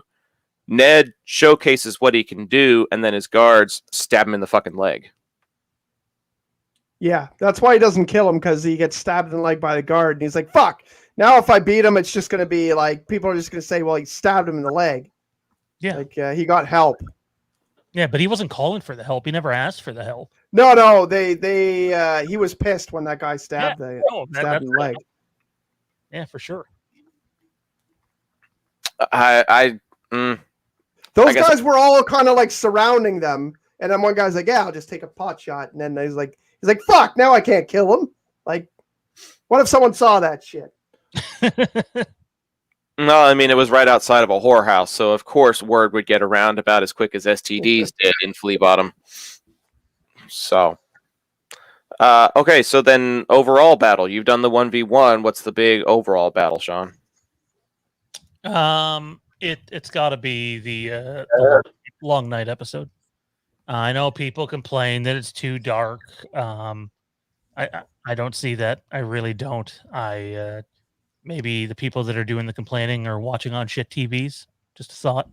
But no, I love that episode. It's the most action-packed episode of Game of Thrones, period.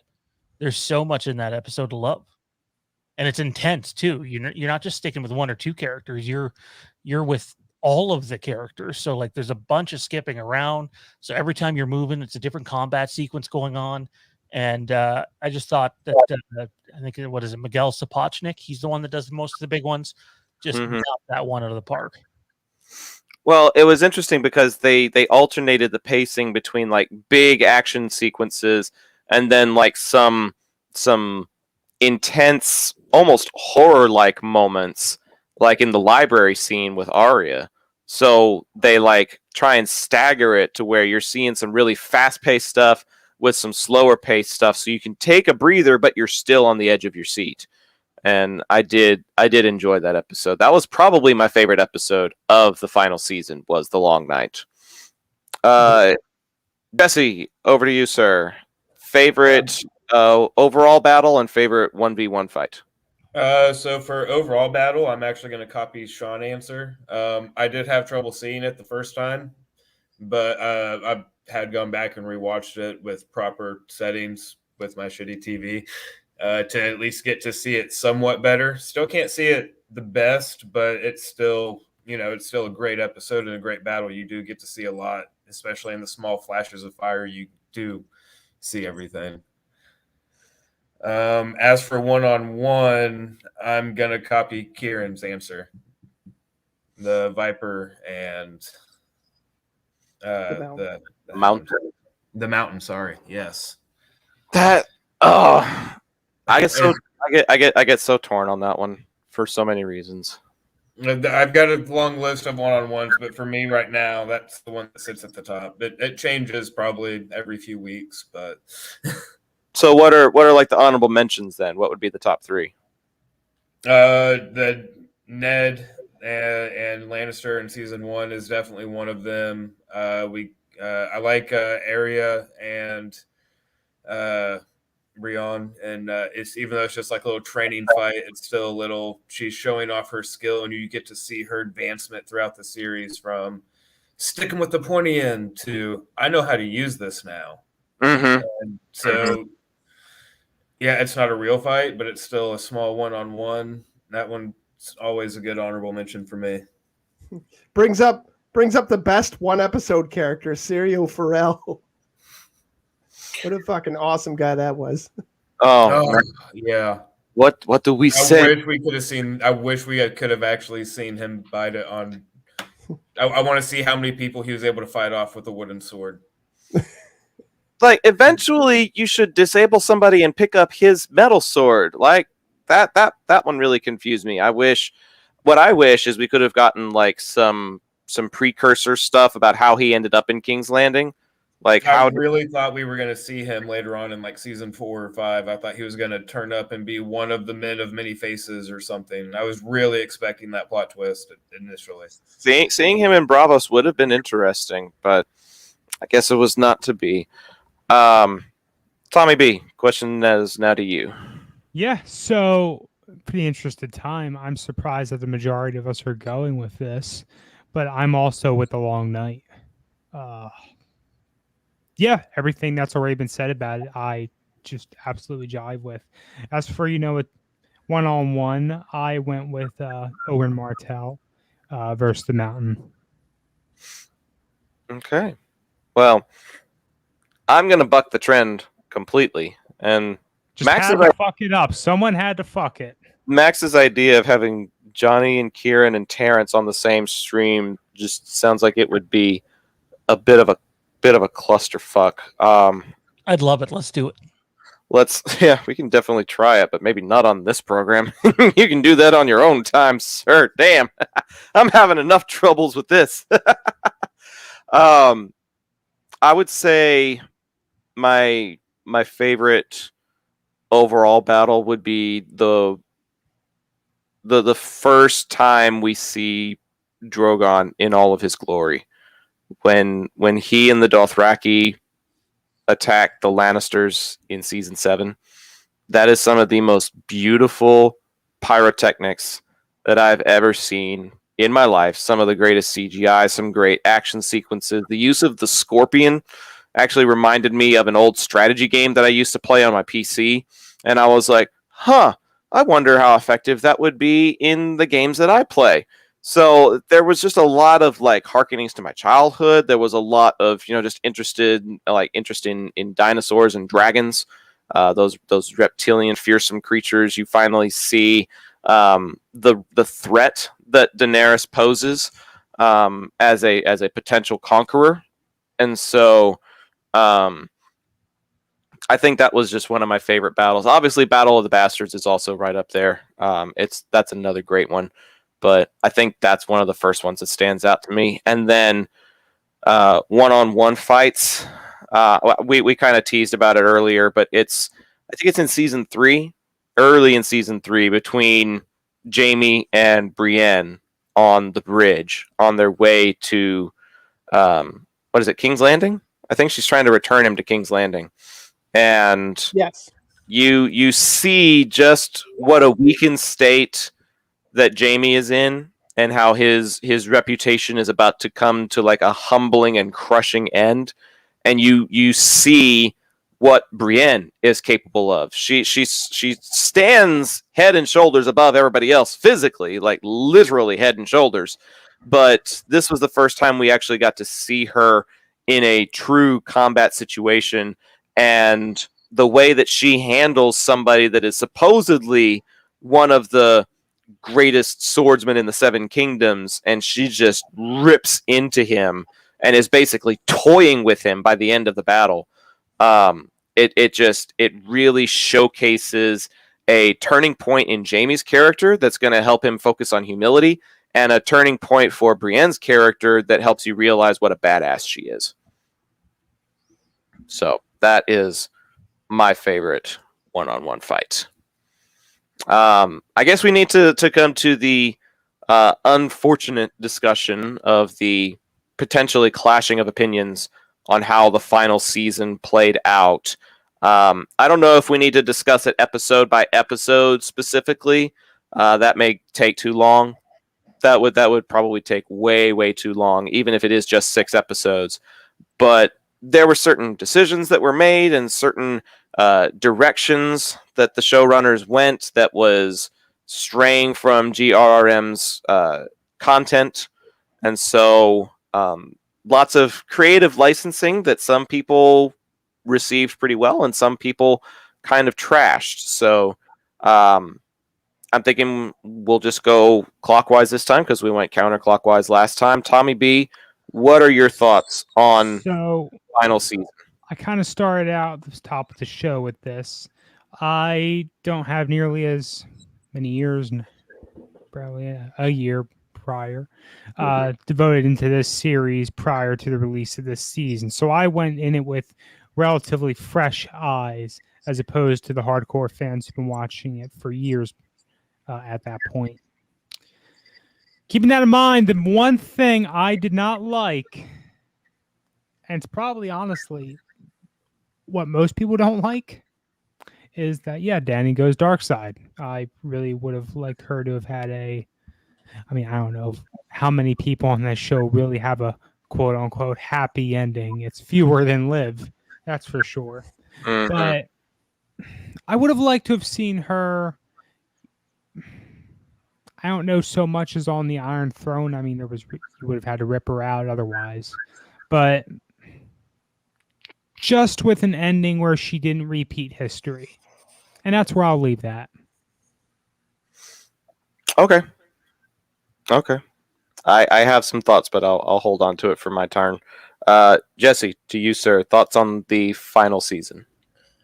Overall, I'd have to say I liked the season. One of my biggest issues falls in like the final episode and just how they choose to wrap things up there in like the final 10, 20 minutes. I don't remember how long it actually is, but ever since I want to say where Arya jumps off and makes the final lunge, from like that point beyond, I kind of have issue with. But overall, I liked it. I'd say it's pretty good and wouldn't really nitpick too much in the early parts.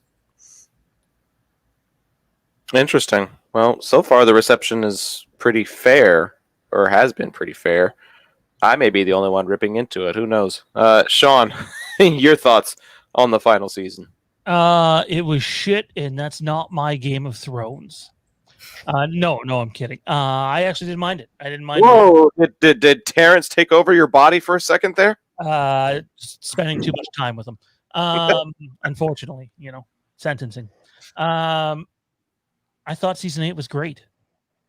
I didn't mind any of the major story choice to turn Daenerys' dark side. I didn't mind at all. I thought like they had literally hinted at that all through the show that she was capable of doing that. Mhm. And so I was okay with it. My only gripe with season 8 is with Dave and Dan. They said, okay, so we're trimming down season 7 and season 8. You won't get as many episodes, but for literally months, they expressed how these were going to be movie length, feature movie length, 90 minutes to 2-hour episodes.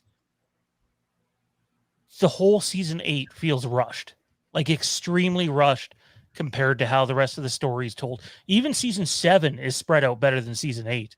And when you promise the fans something, you should probably deliver on it. And that's my only gripe with it. And the last episode was directed terribly, and that's because it was directed by two people that, don't direct all the time, and that was the writers. Why they decided to choose the finale to not have a proper director is beyond me, and it really showed. Other than that, though, I thought the season was great. Interesting. Yeah, I seem to recall there were some nitpicks during our discussion on Call the Banners, but I may be misremembering. Are they just not as prominent because you haven't seen the show as recently or something? Oh, I haven't seen the show since, man. I've held off this long on a rewatch, right? So, so maybe those things will pop back up. But the way I remember it, that I really liked season 8, except for it was rushed, and the behind the scenes stuff became a mess. Interesting. Well, as a teaser to the people that are still watching right now, we'll get to this in a minute. There's actually a Game of Thrones show on Fandom Empire that is in the works, and we'll discuss that at the conclusion of this season 8 discussion. But over the course of that program, there's probably going to be somewhat of a requirement to do a little bit of a rewatch in anticipation of the new content that's coming out. So perhaps perspectives will change a little bit as we go back into the show again. Kieran, you are up, sir. Thoughts on season 8? Yeah, I didn't have a lot of problems with it. I actually have pretty much the same opinion as Sean, as weird as that ever fucking sounds.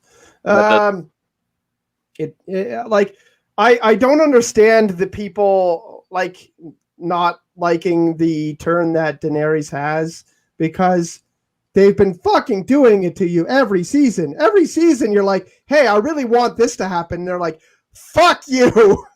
We're going to give you something better. And, they kill off your favorite characters. They make your characters turn evil. They make your characters do things that, weren't exactly what you wanted. Every season, all show long. And then the other thing is, they hinted at, there's a few times when they're like, all the Targaryens go mad. Everyone knows that. They all fucking go crazy. Like, that's mentioned several times. I think it wasn't even like a lot of people are like, it's not in her character, but you see some of the things like when she's holding the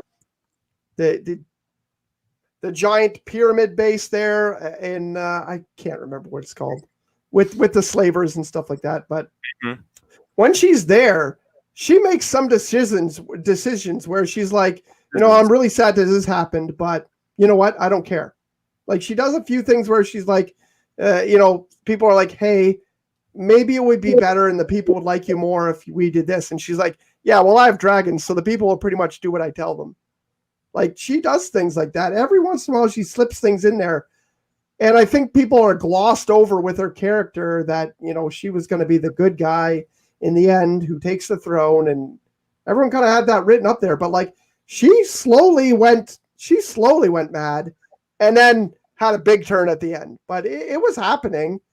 And it was explained several times that Targaryens have a gene like some people do in real life. Some people have families where dementia or anything is that prevalent in their family. The Targaryens go mad when they turn 35, 40, apparently. Well, and here's the thing. When she's got just her little group right after Drogo dies and she encounters the 13, she's like, with fire and blood, I will take what is mine. And if you turn me away, I will start with you.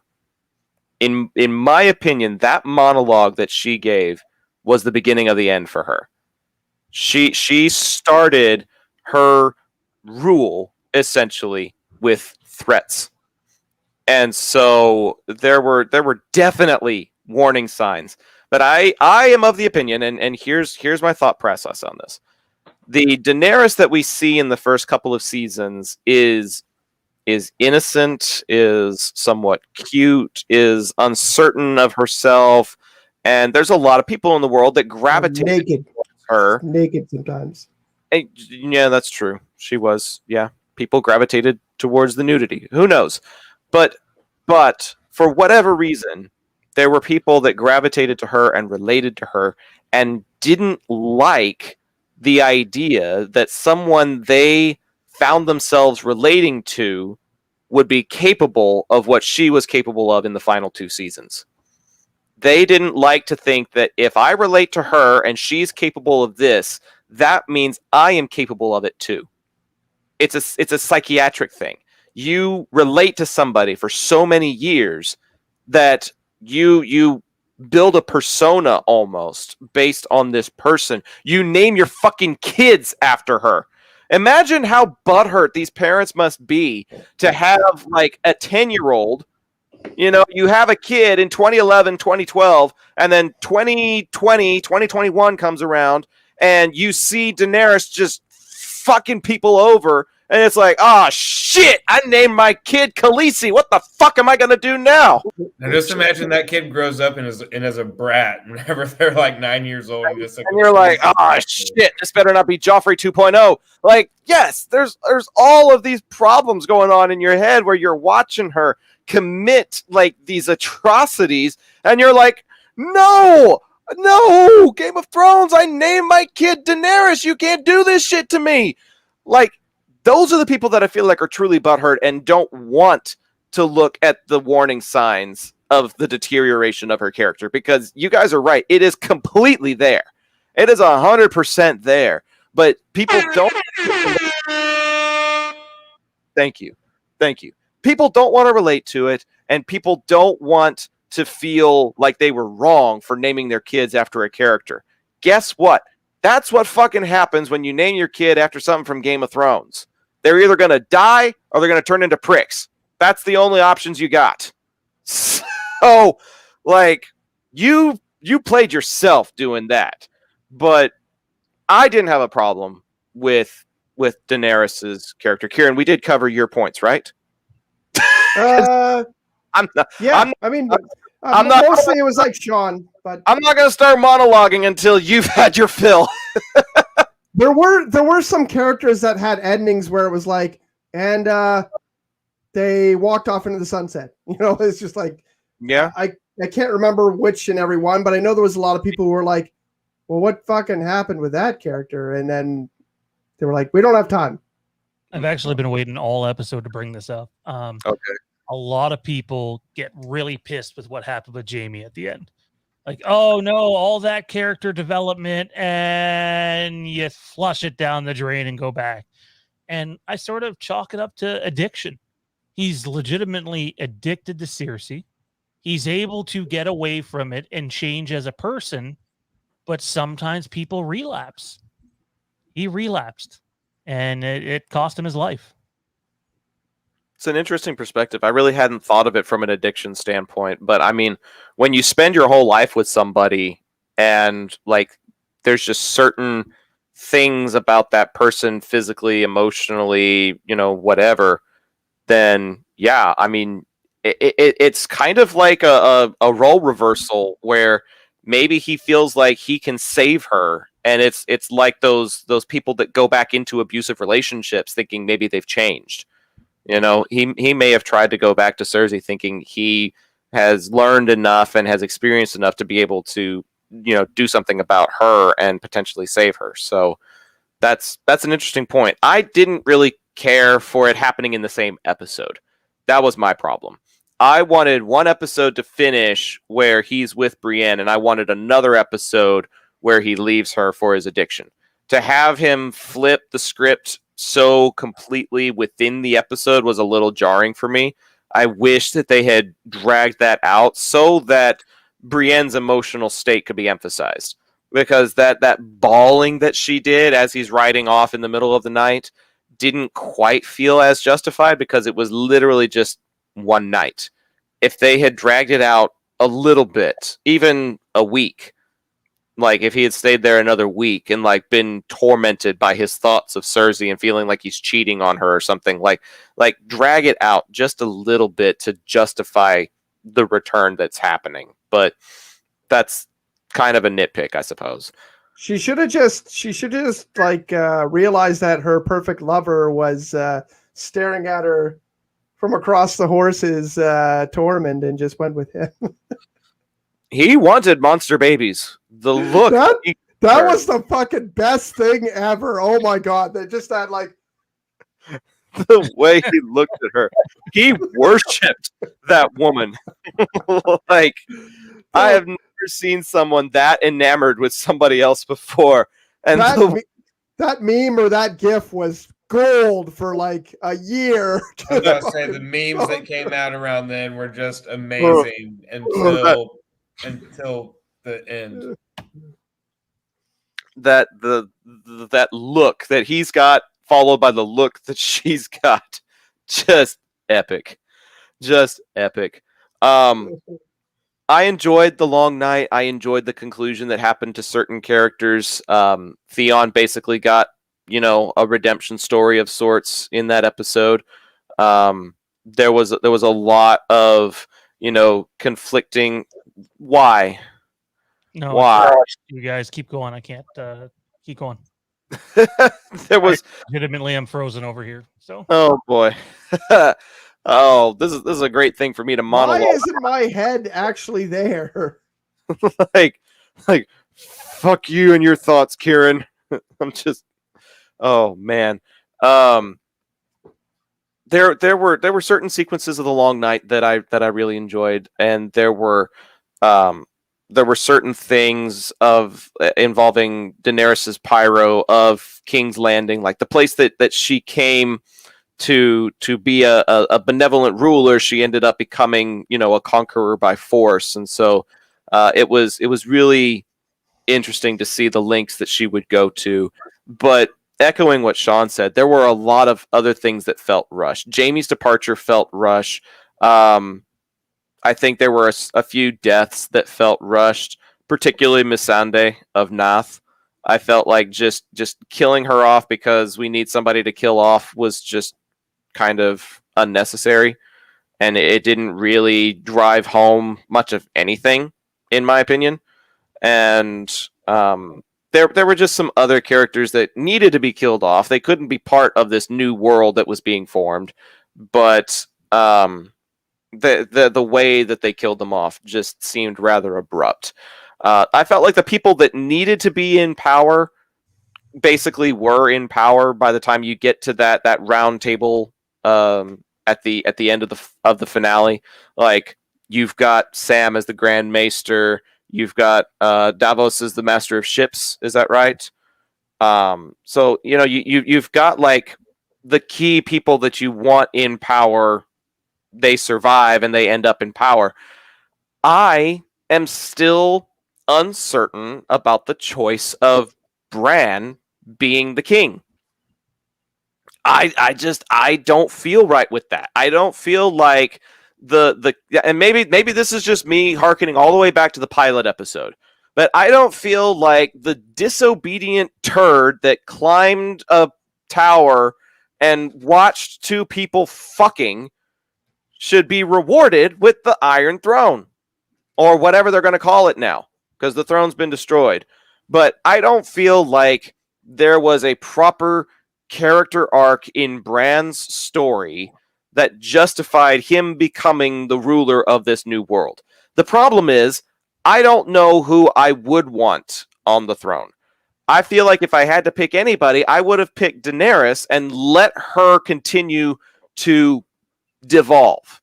Instead of Jon killing her off, let her rule this new world of hers the same way that the Mad King once ruled it, and let history repeat itself. I think that's a much more compelling commentary of, you had the Targaryens in rule, they had a rebellion that removed them from power, there was a fight for control, the Targaryens ended up back on the throne, and guess what? The same bullshit that led to their demise before the show even started is the same bullshit you got going on at the end of the show. History fucking repeats itself. I thought it was pretty good. I thought that the Starks were like, there was no more Stark men. So, it was kind of like, okay, well, the Starks are like, we saw that Stark dead. They're all gone. And then like sneaking in the back door there is Bran. It's like, oh, well, he won in the end. It's like, he left. He left. He wasn't there. He didn't do anything for his family. He didn't help them defend their honor. He didn't do anything to actually be a Stark. And he essentially rejected the name by assuming the title of the Three-Eyed Raven. And then all of a sudden, final episode, oh, how about Bran the Broken? He's like, I accept. And like, what did you like earn that? Are you saying that, like, if you saw like a bunch of kids like running around playing tag outside and one of them is like unable to use his legs, like, what the fuck are you doing? Get to work. No, I'm what was he supposed to do? He should have been a ruler. He should have stayed at Winterfell. He shouldn't have left when Theon took over. He should have waited for assistance and reinforcements and learned how to be a Stark from Winterfell. I'm pretty sure a fucking sled took him away. Like, there was like, the people could do whatever they wanted with him. Like, he should have stayed. I would have and got burned by Theon. And got roasted alive by Theon. He didn't get roasted alive. No, but he would have if he stayed. No, he wouldn't have. Theon knows him too well. He's too close to him to actually do that. He would have stocked him away in a cellar or something, but I don't think Theon could have crossed that line of morality to actually kill Bran. Oh, man, I think Theon's a piece of shit. I think he would have staged the exact same killing of the farmers' boys, whether Bran ran away or not. Oh, I don't know. I don't think that's a line that Theon would actually. I think one of the problems is Bran was never a relatable character for anyone, really. Unless you have the same disability that Bran has. But I don't think that he was a relatable character, being the Three-Eyed Raven and being able to do that and being kind of a I don't know. He was not like, he didn't have any charisma at all, so he wasn't who anyone was cheering for or relating to very much. I don't think a large. But I like the idea that a Stark ended up on the throne when it looked like it was completely like a 0% chance. It felt extremely convenient. It's like there are all these people that could have been elected to this place of power, and Bran is everybody's least of the evils, essentially.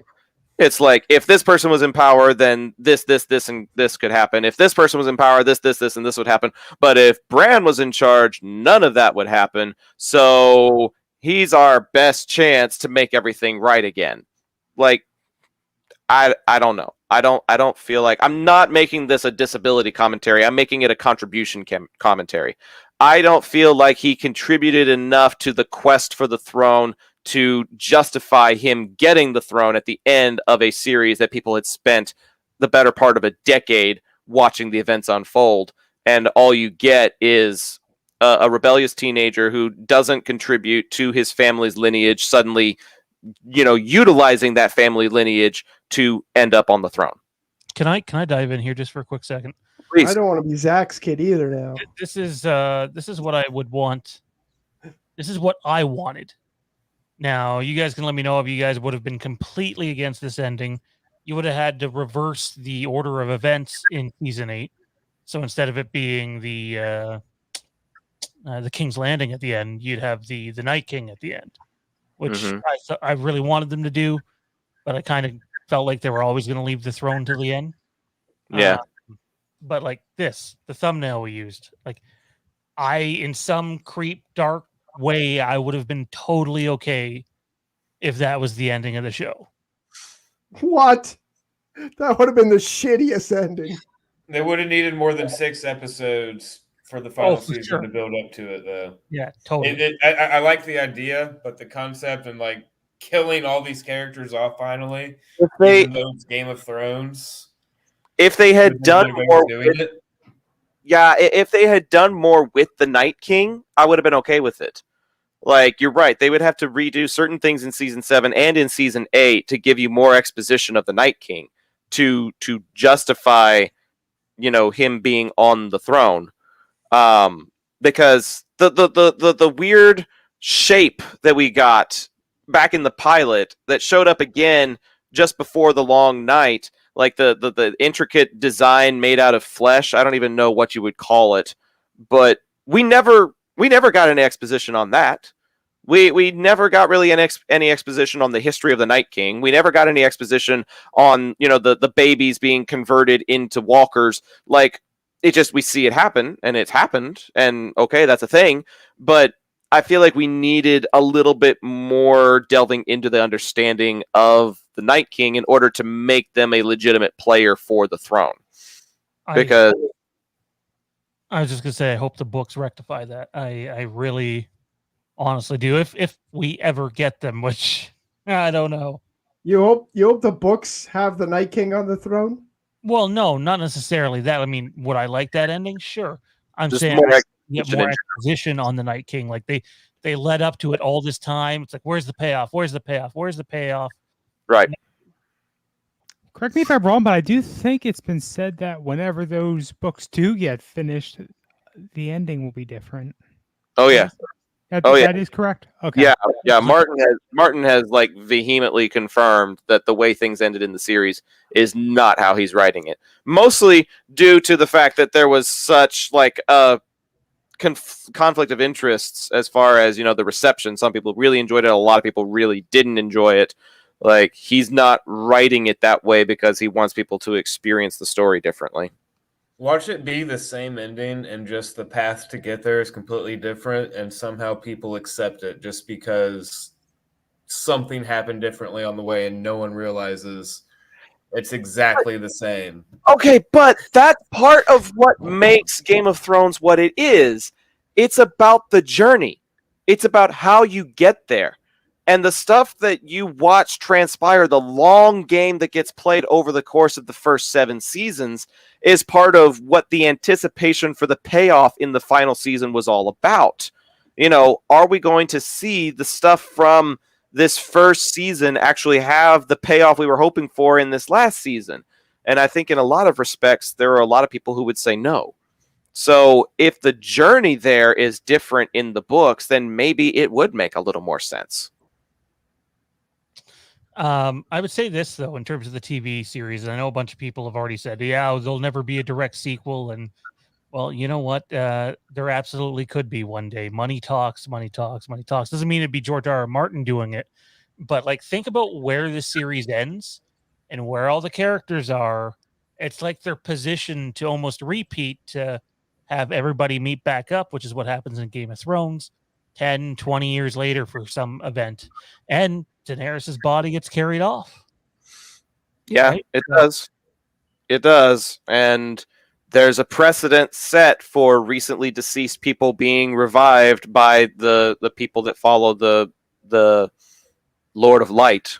Yep. So there's definitely like the potential for something like that to go on. Let's say Emilia Clarke's career starts taking a dip in the next 5 to 10 years, and she needs something to make money again. And Game of Thrones' spin-offs aren't really panning out the way that people hoped for. So you just up and make a sequel and revive her, and her quest for the throne resumes with Drogon. Who knows? But that does bring up our next topic. Now that we're done talking about Game of Thrones, we spent almost 2 hours just talking about Game of Thrones, the series, and now we get to talk about the upcoming show coming up next year and the correlating podcast, video cast that we're going to be doing here on Fandom Empire. House of the Dragon is the new show that's coming out, and it's got a pretty interesting cast. The lineup includes a former Doctor Who in Matt Smith. You'll have people like Rhys Ifans, Emma Darcy, Olivia Cook, people that have, some credits to their name, but they're not like big name people, depending on, what particular programs you follow. But it takes a look at House Targaryen before the events of Game of Thrones. Sean, you've done a lot more research on it recently than I have. Can you just kind of give us an idea of what we might expect from House of the Dragon? So it's hard to place where the show is going to take place, because originally it was supposed to be 300 years before the events of Game of Thrones. But I think for the sake of the TV show, they're moving that number up considerably closer to the events of Game of Thrones, even if it contradicts some things you hear in Game of Thrones. Mm-hmm. So that would be first and foremost. The second thing would be you're going to see all your houses again. They're all going to be there, but obviously the main focus is going to be House Targaryen. The cast is amazing. Like, when you're talking acting ability, this cast is loaded, and they don't have to start where Game of Thrones started. Low budget, season 1, cut a bunch of corners. Zach, you and I've talked before about how they plan to do so much more with season 1, but they just didn't have the budget for it. Mm-hmm. And with season 2, they literally saved their budget up until the Battle of Blackwater. This show doesn't have to do that. This show is loaded with dragons. This is literally the Targaryen Civil War. If you like the dragon shit, you're going to get a shit ton of dragon shit, and it's not going to take 5 seasons to get there. It's going to be right out of the gate. Yeah, I mean, we see some of those dragons in the underground halls at King's Landing. And so some of those are going to be brought to life. And we're actually going to have to, witness some of their demises. So, there's going to be a lot of dragons. There's going to be a lot of inter-family politics, as you mentioned, kind of choosing sides and that sort of thing. And because it's a civil war, there's also going to be different warring houses that, side with one side of the Targaryens or another. So yeah, we're going to be getting the Martells, we're going to be getting the Tyrells, we're going to get the Starks, the Lannisters, probably the Tullys. I'm intrigued to see what House Baratheon looks like at this point. There's definitely a lot of history to delve into here. I am a little concerned about the continuity. Fellas, I'm going to open it up to the floors. Is there anything about this show that excites you? And is there anything about it that gives you, cause to pause, if you will? I'm looking forward to seeing how the families at this time, the houses, are their alliances lay, because it's a completely different time frame. So they won't necessarily be as friendly as they were or are going to be, depending on how you look at it. So we could see completely different, like, oh, well, don't go to them for eggs. Fuck those guys. Go to these guys instead. Mm-hmm. But, just that aspect. And, of course, seeing the dragons brought to life is something I'm looking forward to. I haven't done much research into the show myself, but just those little aspects. I recently purchased the book Fire and Blood that, as I understand it, is basically like a history book on House Targaryen. So I'm going to have to rewatch the Game of Thrones show, but also might have to do a little pleasure reading eventually. I've got people asking me to read the book Dune in anticipation of Dune's release in October. I've been meaning to go back and reread Crichton's Jurassic Park, and he's got another book out called The Congo that I've been meaning to read. And I've got the Game of Thrones books themselves that I've been meaning to read, but I'm in fucking grad school and I'm not done until December. So trying to balance that and podcasting and, broadcasting and relationships and that kind of thing. It's a lot to juggle, and pleasure reading just ends up taking a back burner. But those are things that I've got on my list to try and help me get some better context as we go into this.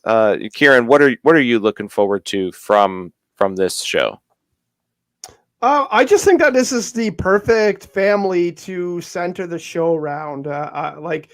Because of what I said, they all go crazy. They all seem to have ambitions on taking the throne, being as they've been on the throne, and Daenerys' brother was quite adamant about getting the throne as well.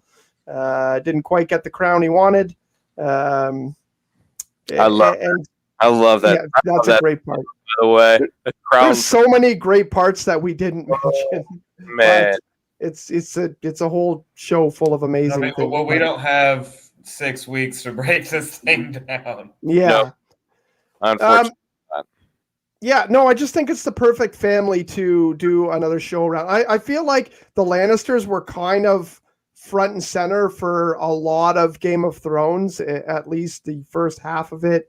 Like, they were always kind of there on the throne or in power, and it kind of centered around them for a lot of the show. But I think that the Targaryens are a perfect family to center a show around.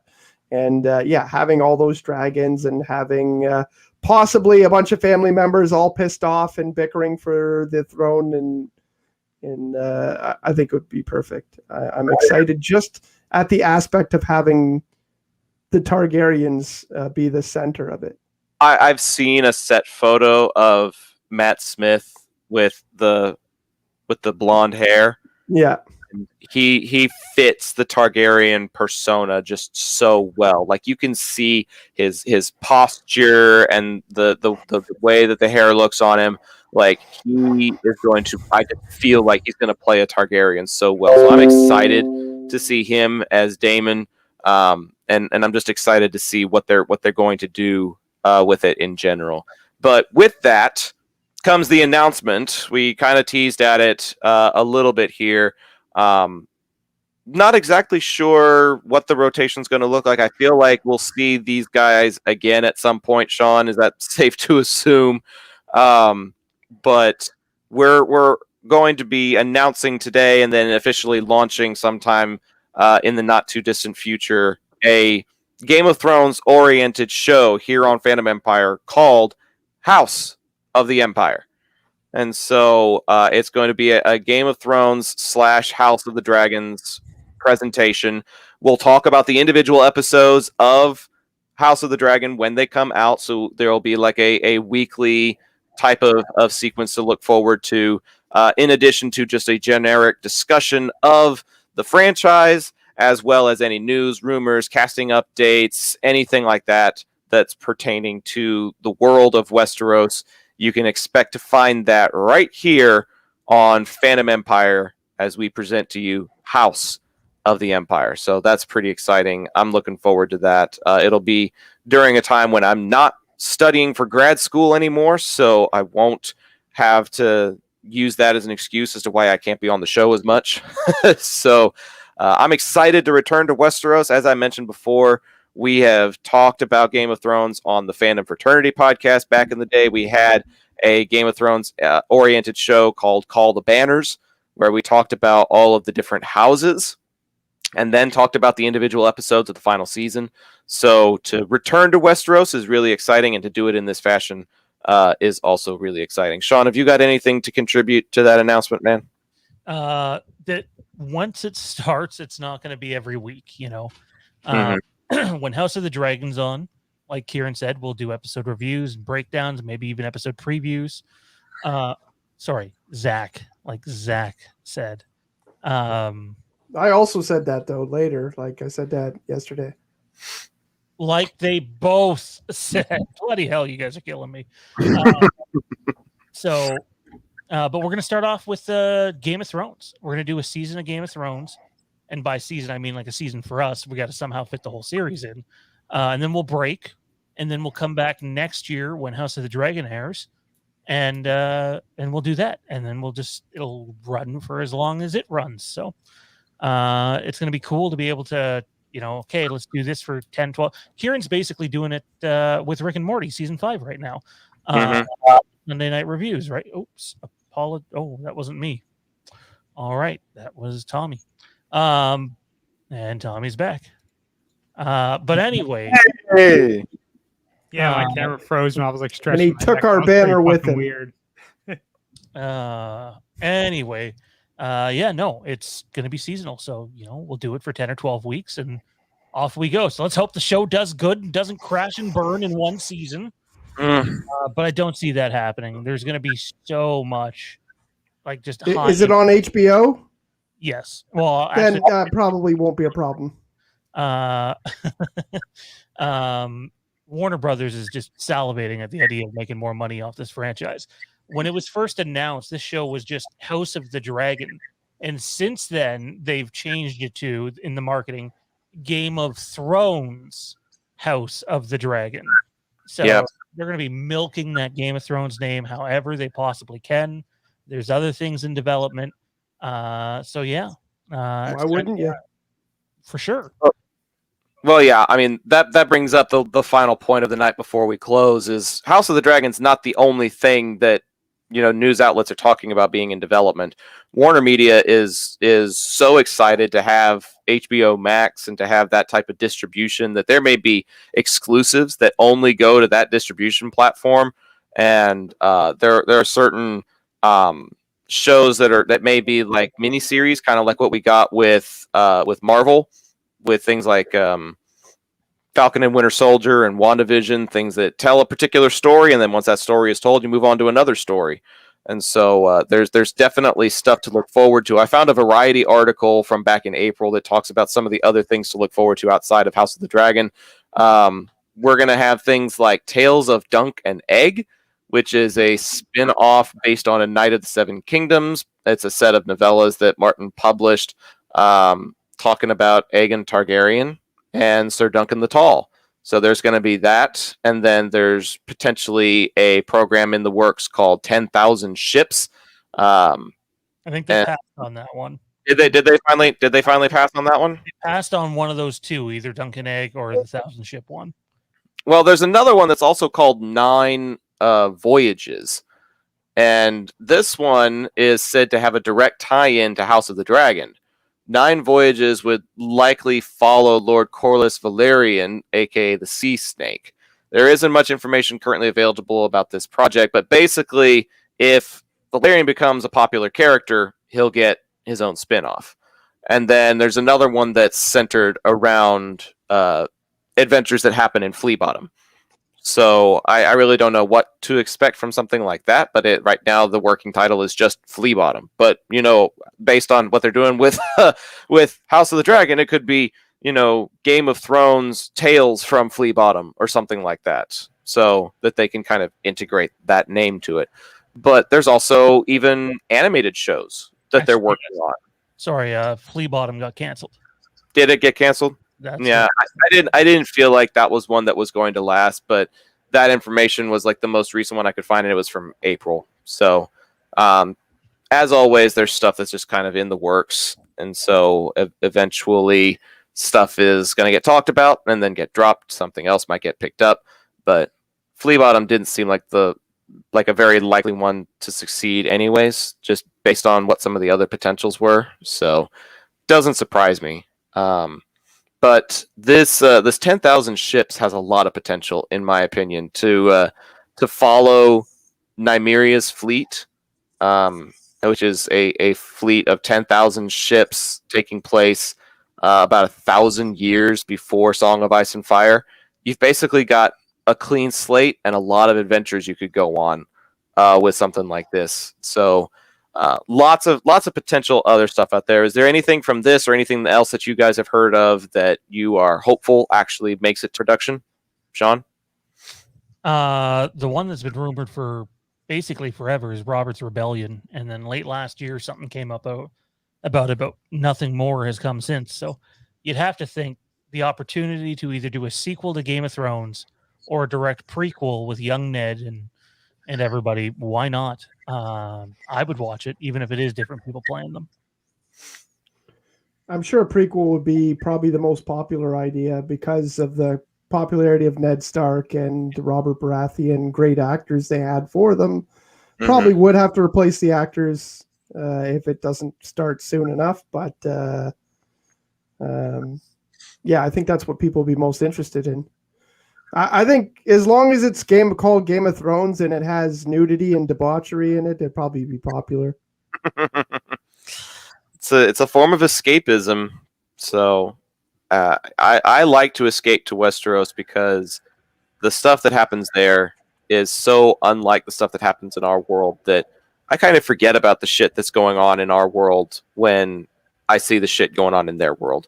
It's the one time that I can escape my own personal drama and get invested in someone else's drama. I can't watch Grey's Anatomy. I can't. I physically cannot watch the drama that is Grey's Anatomy. But I can watch. But I can watch the drama that is Game of Thrones. So try and solve that one out, people. Jesse, out of all the stuff that's coming up or rumored to come up, is there anything that you would hope actually makes it to production?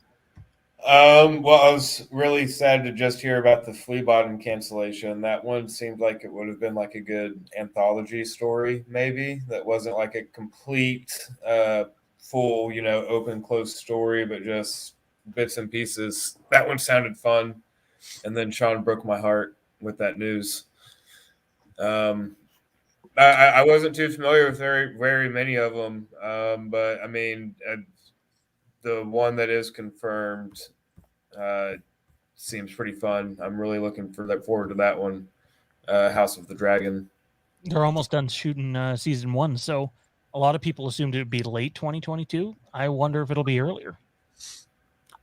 I think they started filming like in April, and then they had to stop and they had to shoot only in one place, and then they had to go back and shoot in the UK. But I'm sure they'll have some quick behind the scenes special that they air before, a month or two before they actually start to get the hype up, and they're going to have all these promos. And no doubt. I'm excited for what we've got. I'm hopeful for 10,000 ships. I think Nymeria is a character that would be really cool to follow along with, and I just like seafaring voyages. Voyage of the Dawn Treader was my favorite Chronicles of Narnia book. So I feel like something that's like a high seas adventure is something that we really haven't gotten a whole lot of, and that might be an interesting avenue to explore. But in the meantime, very satisfied with what we got and very excited for House of the Empire, which will be coming up very, very soon. But we've already gone over 2 hours for this discussion tonight. And when we were on the air or in the studio behind the scenes, I was like, 90 to 100 minutes. Yeah, we're way past that. Should have learned my fucking lesson. Game of Thrones will always lead to great talks like this. But fellas, thanks for being a part of what we were doing tonight. Tommy, where can the folks at home keep up with you outside of stuff like this? Yeah. Thanks for having me. It was fun. Everyone can find me personally on Twitter and Instagram at TommyB1650. All righty. Jesse, you are a patron of the RIPC podcast, and we appreciate your patronage. You've been a regular on the previous episodes that we've done. Great to have you back. Thanks for being a part of the roundtable tonight. Why don't you tell folks at home about your podcast that just launched? You're working on episode 2 now, correct? Yeah, I'm in the editing phase right now. Just overcame a huge problem. I thought I was going to have to scrap the whole episode and start over, but I managed to salvage the whole thing. So excited about that. It's called Question, Possible Answer, where we just kind of dive into movies and TV shows and ask the questions that we don't care if canon answers or not. Just kind of bullshitting around about movies. Our first episode was over Star Wars, so we asked like, what if Watto accepted Republic credits? How would that have changed the whole storyline? And we just kind of branched off into there. Why was Jar Jar on Tatooine? He's a water-based creature, and that's a desert. Stuff, some small stuff like that. Episode 2, I'm editing right now, is over Indiana Jones. We went into questions about how much weight can his whip hold, because he does a lot of crazy stuff with it. Just some small stuff like that. Mm-hmm. So check that out on iTunes, Spotify, other podcast services. Question, possible answer.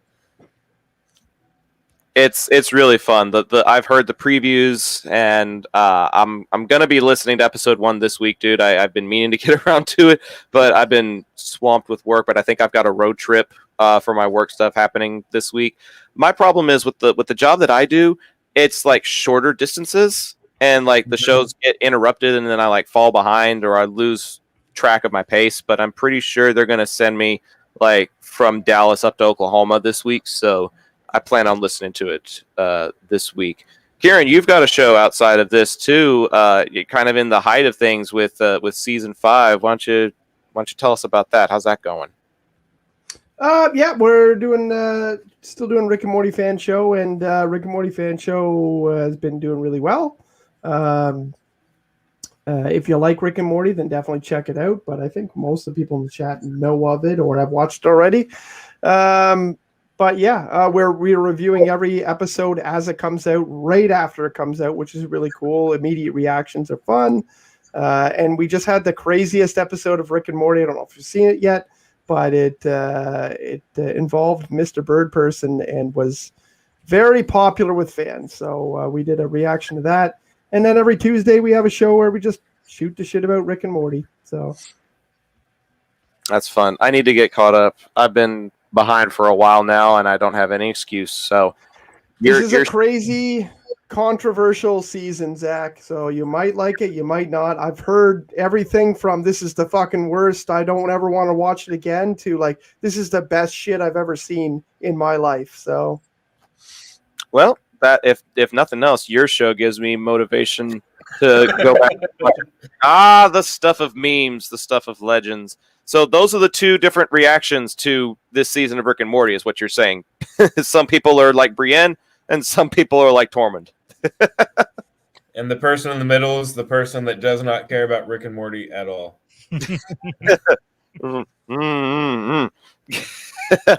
American Turkey Burger sends us a question saying, do you guys like Bob's Burgers? Actually, yes. Do love that show. Not caught up on that either, but it's also really freaking funny. I'm part of like a Bob's Burgers fan club group on Facebook, and it's freaking awesome. I am in the same group. Keep your eyes peeled. I think there have been some rumors, some whispers going on lately about some talks about that movie that was supposed to hit theaters this year. Yes, the AMC A-list member in me is so stoked about that. I'm pretty sure we're not seeing it. Obviously not this year, maybe not next year, but they basically said, I think they said during the San Diego Comic-Con at home, it's still being made. We are getting into theaters. Just please be patient. I think that's the message they're trying to send. Man, that's going to be so much fun. Sean, thanks for helping produce this show. Thanks for helping make it possible for the public. RIPC is usually a pre-recorded patrons-only program, but it was cool to have a live chat tonight, and the Fandom Empire team helped make that possible, so thank you. Thanks for doing it, man. It was fun. Game of Thrones is fun. It is. It leads to almost 2.5 hour long discussions when you said we were going to try and do an hour and a half. What other stuff can the folks at home look forward to this week and in the days and weeks to come? Man, I just had a random thought. Johnny probably can't wait for House of the Dragon. Like, it's the Targaryens. It's his shtick, right? Mm-hmm. He probably can't wait for it. Mm-hmm. Anyways, you had a follow-up to that. Like, let's do another, like, a Phantom Empire show. No, his weird-ass cousins thing he goes on about. Mm-hmm. Mm-hmm. Oh, yeah. Yeah. Oh, yeah, for sure. Anyway, okay. Phantom Empire Live tomorrow night, 9 p.m. Eastern. All right. And we just did an episode of the Intergalactic Peace Coalition here on YouTube this past Friday. We're going to take a week off and come back the following week talking about the season finale of The Bad Batch. So that's going to be something to look forward to in about 10 to 12 days, I think, if my timeline is correct. But there's a whole subsection of RIPC. If you want to become a patron, you can do that by following the link above in the top part of the screen there. And you can find the regular Intergalactic Peace Coalition available for free on this Fandom Empire YouTube channel. But I do think that's going to do it for this little bit of a shit show. Kieran, I apologize again for neglecting you in the conversation. I will try and do better next time. But thanks to everybody for being a part of the show tonight. Thanks to everybody that was tuning in the chat. I think we topped at like 15 people, which is pretty decent for kind of a spur-of-the-moment turnout. So looking forward to when we can do more stuff. But the next RIPC episode will be a patron exclusive, so you can become a patron either of the IPC podcast or of Fandom Empire, and you'll get exclusive access to the next episode. But for Tommy and Jesse, Kieran and Sean, I'm Zach, signing off for now. Thanks for tuning in, and remember, winter is coming.